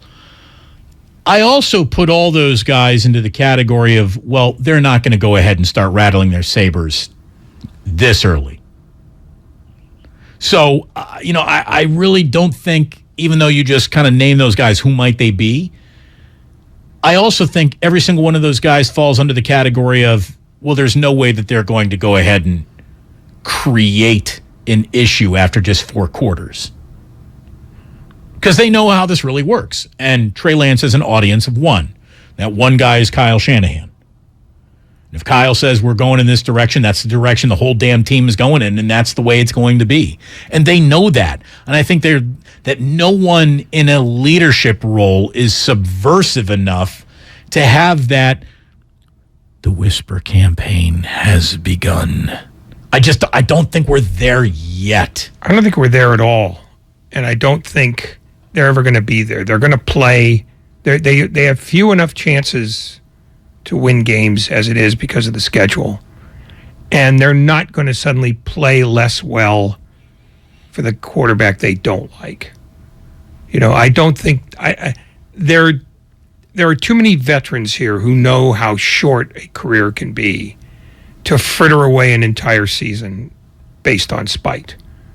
I mean, I think it's largely a red herring. Right. No one likes Garoppolo that much. Yeah, well, no, yeah. They're not going to say, you know what, I don't care how this season goes. I want my guy. Right. It's too cynical a sport, and it's too pragmatic a world for that to be part of this. So I think, that's like the extreme level of overwrought. I do believe that there are guys in the locker room who believe that, Garoppolo is a better quarterback than Lance right now. But that doesn't mean that won't change. And it also doesn't mean that Kyle Shanahan will go, you know what, I did make a mistake. Kyle Shanahan's going to need to see a whole lot more. And remember last year when Jimmy Garoppolo was not looking good through week 8, and all of a sudden the talk was, you got to make a change, Kyle Shanahan did not make a change. He said, nope, I'm running this team. Thank you. So he's not going to make a change based on, a straw poll of the locker room. He has operated as the king of his castle. He will continue to do that. And if the Trey Lance thing works out, it works out. And if it doesn't, he'll adjust when he feels he needs to. It's people want to inflate a children's party balloon into a weather balloon. You don't have enough air yet. And, the more you blow into it doesn't make it any bigger. Do you think they still use weather balloons? Yeah. We're not just satellite tracking, Doppler at this point? I think they probably still do to a certain extent. There are probably some things that, you can't rely on strictly from a satellite. Plus, they got all those balloons at dry dock. They may as well use them for something. Absolutely. I mean, maybe for tourists. You want to see the world from 60,000 feet? Might be a little tough to breathe, but I wonder how many weather balloons I would have to strap to either Jack or Ozzy to give them a bird's eye view of the Bay Area. And how quickly Jillian would be angry at me for doing that. Before you came up with the idea, is the answer to the second question. And 2, weather balloons, easily. Where are the Party kids? balloons, maybe 20. Where are the kids? They're floating. Yeah. Somewhere over the Golden Gate Bridge. Yeah. This is... Oh, he got caught in a tree. Never mind. Right. Yeah, he's still here. This is Richie in Fremont. Richie, you're on 95.7 The Game. Hello. Hello. Hey, thanks for having me on.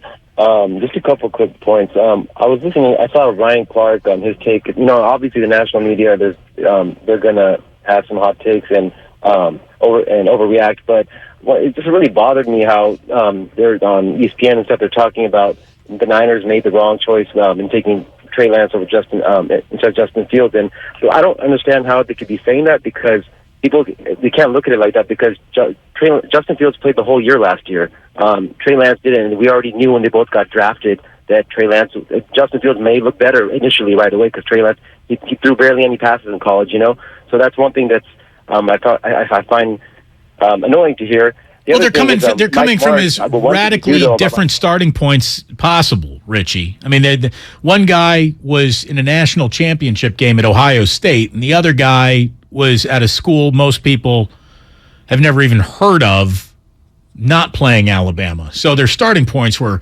ridiculously different. But I will say this, when you have a rookie quarterback that you have invested so much in, you throw them into the fire right away because you're looking for the rookie contract, and the success that can come around that. And that's where the 49ers, sure, they got to the NFC title game last year, so everyone with the focus of hindsight can say they made the right decision.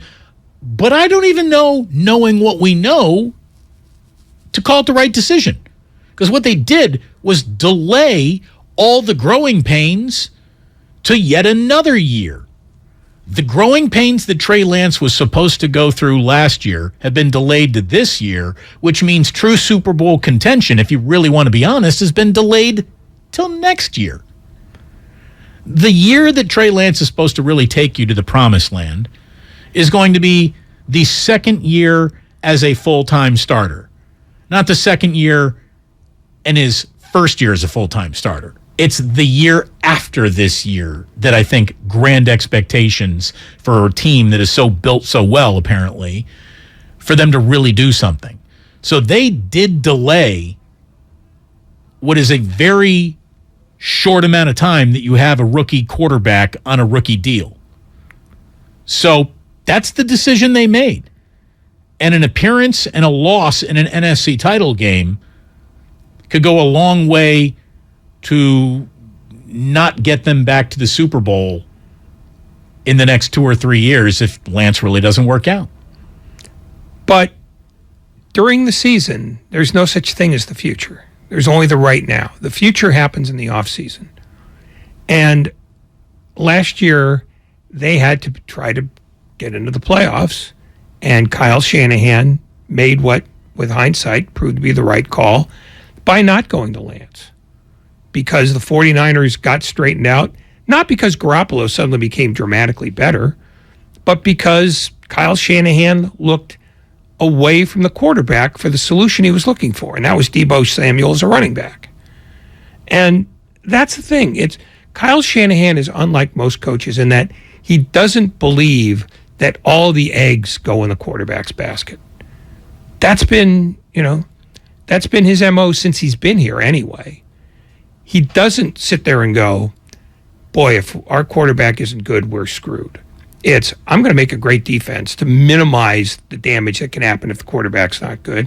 And I'm going to run the ball more than I'm going to pass it whenever I can get away with it. Yeah, but he drafted Trey Lance to change that eventually. Yes. But the eventually hasn't happened yet. So until it does, this is who he is, and this is what you've got. Very good point from the 415 saying that weather balloons have never defeated the bird gauntlet either and never will. I have a couple follow-ups on these two things, actually. Can I jump in real quick, please? On the weather balloons or the bird gauntlet? Both. Twice a day, every day of the year. This according to the National Weather Service. Twice a day, every day of the year, weather balloons are released simultaneously from almost 900 locations worldwide. Currently, still. So weather balloons. All right, there you go. And you've heard of the bird gauntlet. What about the cat gauntlet with the Bengals, Lions, Panthers, and Jaguars? Just a little bit easier. There are only 4 teams in the cat gauntlet. I never even considered the cat gauntlet. We're also talking about a human gauntlet back here with Buccaneers, Raiders, Patriots. Would you put the Titans in there? Giants? Are Giants and Titans humans? We don't know what to do with those. It gets a little wonky when you're bringing in like made-up terms. Now you're into what's going on in the back studio here. We're just trying to add to the show. Would you count Chiefs as a human gauntlet? I would, yep. Browns? Named after Paul Brown? Sure. Vikings? Saints? Cowboys are part of the human. Is that Nahagian back there? No, it's Craig. Is that Craig? All right. Yeah. What's a commander? It's a human. It's definitely not a cat. It's definitely not a bird. Ray? What are you talking about? I mean, you've added to the show by confusing everybody. I mean, the whole cat thing? Why? Explain yourself. Come clean. It's a type of animal. Somebody says, please record Damon Bruce's sound bites. First of all, we don't record my bites. We record every single bit of gold that falls from these lips. And usually your teeth. They all go to the Odyssey app. Somebody says, I'm a total homer because Trey Lance can't even throw to a wide open body. Have we never seen Jimmy Garoppolo miss a wide open Brandon Ayuk? Have we never seen Jimmy Garoppolo miss a wide open Kyle Juszczyk? I mean, every single quarterback misses wide open receivers in their career. Yes. I mean, that's the thing is, how high do you want the standard to be here? All you're trying to do is win a game. That's all you're trying to do. Please record Damon Bruce's sound bites like that would ever be enough. Like that would ever be enough for any of you. You need all Damon Bruce. Record all of it. The fact that we have to listen to it live is pain enough. We record Damon Bruce sound meals. That's right, not bites. These are meals. Oh. No, I mean, I don't get what the standard here is that people want, except that I'm dissatisfied with the guy who's playing. That's the standard in this town. Whoever's playing sucks. Whoever's not playing is great. It's no more complicated than that. Give us the guy who's watching. Well, the Niners have certainly set up their existence to live in that existence with the decisions that they have made. It's Christmas every week for these yahoos. You almost called them yehas. I almost Which is did. the opposite of yahoos. Yeah, yehas. Yeah, I could feel the word strangling me from inside my own throat. It's the word gauntlet. It's the word gauntlet. No, I don't. 49ers a human. 49ers a human. A Raider's a human. Yep, just like a Buccaneer, just a different version of Pirate. There you go. We're learning a lot today, aren't we? Throw them in the gauntlet. Somebody says a bird gauntlet could be a sequence of a lot of middle fingers. You're right about that. That would be Ray's favorite, without a doubt. Well, the 49ers are 3-5 this year. They'll be running through a bird gauntlet when they take the field in Week 10. Yeah, got nothing to do with the Eagles. Damon and Ratto here on 95.7 The Game. When we come on back, we're going to be putting the finishing touches on what has been a glorious broadcast from start to finish. On this nightmare. Good times here on 95.7 The Game. Your most valuable asset is your time. So why should buying a car eat up your whole day? At BMW of Fairfield, we value your time as much as you do. So once you've decided on your next car and how you want to buy it, we'll have you behind the wheel of your ultimate driving machine and on your way home within 1 hour. There is a better way. Experience it for yourself at BMW of Fairfield. One price, one person, 1 hour. As you know, sports teams plan well ahead of the next season. If you're thinking of remodeling your home, consider the same strategy. Talk with your designer or builder now about your next project. Golden State Window and Door has new inventory coming online. Milgard, Anderson, and Marvin. See Golden State Window and Door's wide variety of accessories at convenient showrooms across the Bay Area or goldenstatelumber.com. Since 1954, Golden State. When you succeed, we succeed. In order for small businesses to thrive, they need to be smart, efficient, agile, staying ahead of the market at every turn, and finding ways to do more with less. That's never been more important than it is right now. So for a limited time, Comcast Business is introducing Small Business Savings, a deal for companies across the country. When you call in now, you can get powerful internet for just $39 a month for 12 months. $39 a month with no annual contract and a money-back guarantee. All on the largest, fastest, reliable network for small businesses with the company that powers more businesses than anyone else. So if you're a small business owner, don't wait. Call and get started today. Comcast Business, powering possibilities. Offer ends 9/21/22. Restrictions apply. New Comcast Business 50 megabits per second internet customers only. Requires EcoBill and AutoPay. Equipment, taxes, and fees extra and subject to change. Call or go online for details. After promo, regular rates apply. If you own a business, this has been a bumpy ride. From pandemic to inflation, I'm sure you could use a break. If your business has 5 or more employees and survived COVID, you might be eligible to receive a payroll tax refund of up to $26,000 per employee. The challenge is getting your hands on it. Hi, I'm Howard Mackler, and that's why I founded GetRefunds.com to cut through the red tape and get you the money. The team of tax attorneys we have put together are highly trained in this little-known payroll tax refund program. We do all the work, charge not a dime up front, and simply share a percentage of the cash that we get for you. Businesses of all types can qualify, including those that took PPP, nonprofits, and even those that had increases in sales.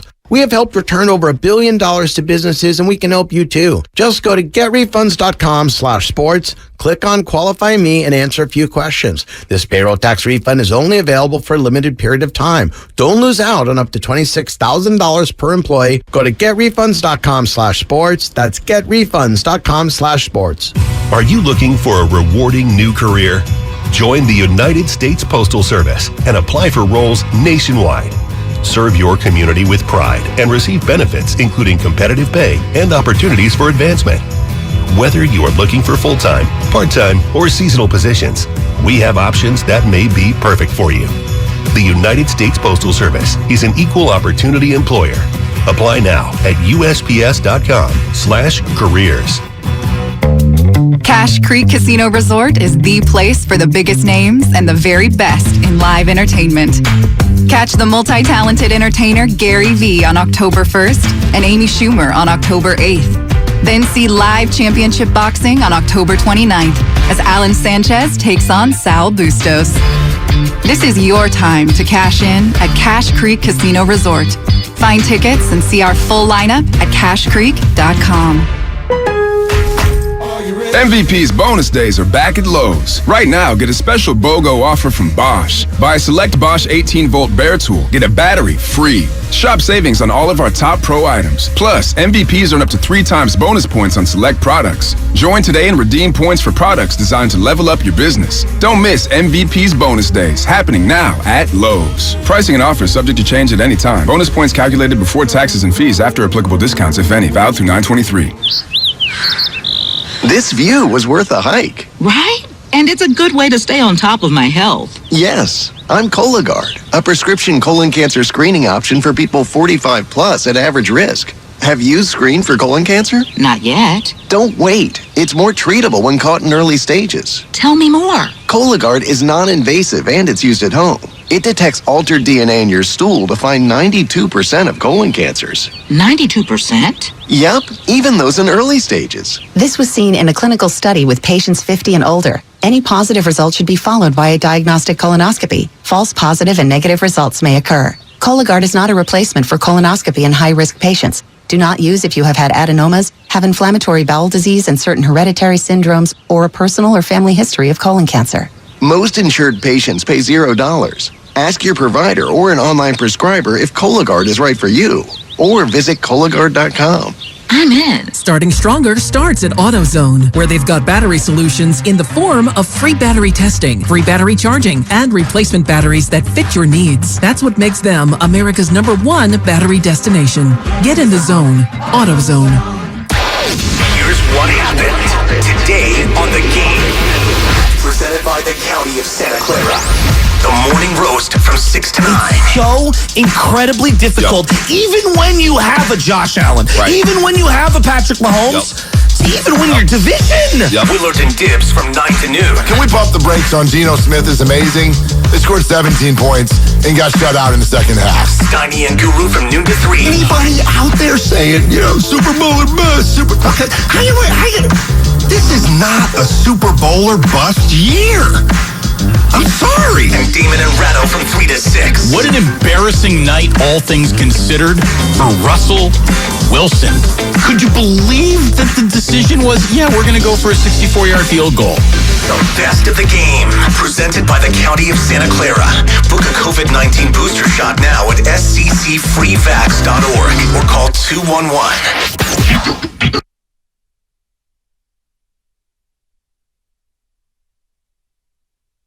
Now back to Damon and Ratto, brought to you by BMW Fairfield on 95.7 The Game. Look, the same crowd that wants to tell you that Trey Lance isn't going to be anything through 4 quarters of this season, I'm sure we're trying to tell you that when Peyton Manning threw all those interceptions in year 3, he wasn't ever going to be a player like Peyton Manning. So calm down.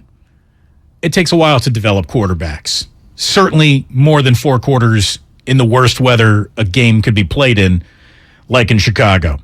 So we're going to keep on returning to the theme that began the entire week. What have we learned about the 49ers to this point? The correct answer, I believe, is not very much. Borderline nothing. We know that they've lost their starting running back for weeks, and that's not good. I don't know what else we really got to tell you about the 49ers other than the Seahawks game coming up in week 2 feels a little bit bigger now than it did, based on the fact the Seahawks won last night. And I'll tell you, man, Pete Carroll, he used his stadium last night like the alley that he was going to beat you up in. And Russell Wilson can say how he wasn't affected by the booing at all. That guy cares way too much about how much people think about him for me to buy into that. I do think it rattled him a little bit. And even though Peter King basically said you can't go calling out your head coach in week one, I do think Russell Wilson should have said, they're not paying me $245 million to watch 64-yard field goals. I know that. That's not a criticism of the coach, but we have a better chance of me picking up 5 yards than a 64-yard field goal. And there's math behind that. There's reality behind that. And this whole stadium was pooping its pants because they knew what I was about to do, and I wasn't allowed to do it. And that's not good. You can't have that. That's when you say it right there before he gets the chance to put the field goal team in. You just go, no, you can't do this. Yeah, you just go up to Hackett and be like, dude, they're going to kill you tomorrow. No, you don't even say that. You just said, I'm your best chance. And I could prove it not only with my resume, but with my pay stub. This is not Brandon McManus's moment. Him saying it was the right decision? Come on, man. I thought you were Mr. Unlimited. No, he's Mr. Political. He's always going to say the thing that will avoid trouble for him. 64-yard field goals have been made 2 of 41 tries in NFL history. Here's Russell Wilson. For me, personally, I didn't waver. They may cheer for you. They may boo you. They'll love you one day and they'll hate you the next. That's sports. At the end of the day, I'm going to keep competing. I'm going to keep battling. I know who I am. First of all, I think for me, I'm just grateful God's given me the chance to play this game, to sit here in front of you guys and say, God, it's all for His glory and His glory alone. It's not for anybody else's. I play for an audience of one, and that's just for Him. No. Russell Wilson let God down last night, Ray. Forget the city of Denver. He played pretty well. I think Nathaniel Hackett let Russell Wilson's God down. 340 passing yards. He was good. But man, Pete has this weird combination of good-looking, fun-loving, eternally youthful Marin County good energy guy, and he is also like a mean old cuss who is going to turn an entire stadium on their once chosen, beloved quarterback. And he did that intentionally. Like, he whipped up those, they call them the 12s up in Seattle. Pete Carroll knew what he was doing with that interview 10 days ago. Well, of course he did, because he knows his team isn't very good, so you use every tactic you can use.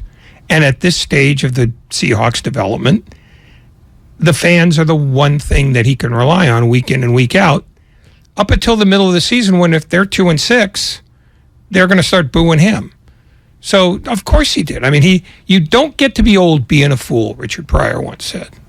And Pete Carroll's no fool. But apparently you do get to be old and a fool if you're an NFL owner, an NBA owner, because Bobby Sarver. We didn't even get to Robert Sarver today. Suspended a year, fined $10 million. He basically lived up to every single stereotype of rich guy that no one really likes from, he's guilty of making women feel icky around him with comments on how they look, how they dress. The guy just kind of sucks. And we've known this for years now. Only Donald Sterling. I'm talking about in the history of the NBA. Only Donald Sterling. I mean, come on. Had a worse word-of-mouth reputation than Bobby Sarver. This guy, at the very best, he is guilty of trying to be a little too close with the black community. At the very worst, he is echoing racist tropes just because I can. Yeah, he's the rich guy who says, you can't do anything to me, so shut up and take it. And frankly, suspending him for a year is a joke, and fining him $10 million is a slightly more serious joke. Because he'll feel the money more than he'll feel the suspension, because he's going to go wherever he wants, whenever he wants. Who's going to tell him he can't go in his building? Nobody. Well, the NBA just told him don't get in there for a year. Yeah. And he can ignore that the same way that Steve Ross can ignore the NFL. But do you think they are? Do you think they are? Do you think those guys are really playing that much of a game of chicken with their bread and butter? I don't think they are. I think that at some point you get a little, I'm in trouble here, and I'm just going to be, I'm going to let sleeping dogs lie for the moment. Stephen Ross and Rob Sarver obviously walk around thinking their you-know-what doesn't stink. They just got told it stinks, and if you'd like it to stink less, just mind your manners for about a year here. Yeah, but here's the thing. Bob Sarver said, all the things you found are true, and then pitched a blue fit when they said, okay, we're going to talk about sanctions now. He thought he was going to get away with it. Oh, he's not happy. I wonder if he just puts up the team for sale. No. still making money off of it. Well, you can make them an awful lot of money off that sale, too. What do you think the Suns are on the open market? $4 billion, $4.5 billion easy? Maybe, but, I don't see him giving up a thing that makes money every year. That's not what billionaires do. But it gets to the point where you sold it for so much money, the money that you're going to make next year now doesn't really matter. I mean, you can't make more money owning an NFL team next year than you can selling it this year. But he already has enough money to get to his fourth death. It's not about it's just about I could do this because I can do it. He's in a club. Well, maybe he says, "Screw you guys, I'm going home," and that's what you get to say to the entire audience because it's time, Ray. Screw you, I'm going home. There you go. I'm sorry if we were unable to get to your call. Call in a little earlier next time, which begins tomorrow. How about this? At 3:30 tomorrow, we're going to have Hunter Pence on. At about 5:15, we're going to say hello to Talanoa Hufanga of the 49ers. So it's going to be a really good show tomorrow. We look forward to having you there. Thanks so much to Peter King, who's going to be part of the Best of the Game, which is right around the corner. Our very own Sterling Bennett is going to go ahead and host this bad boy. So stick around. The Best of the Game with Peter King inside of it next year on 95.7 The Game. In the meantime, for all involved in this little program, for Ray, I'm Damon. Please do remember that sports don't build character, they reveal it.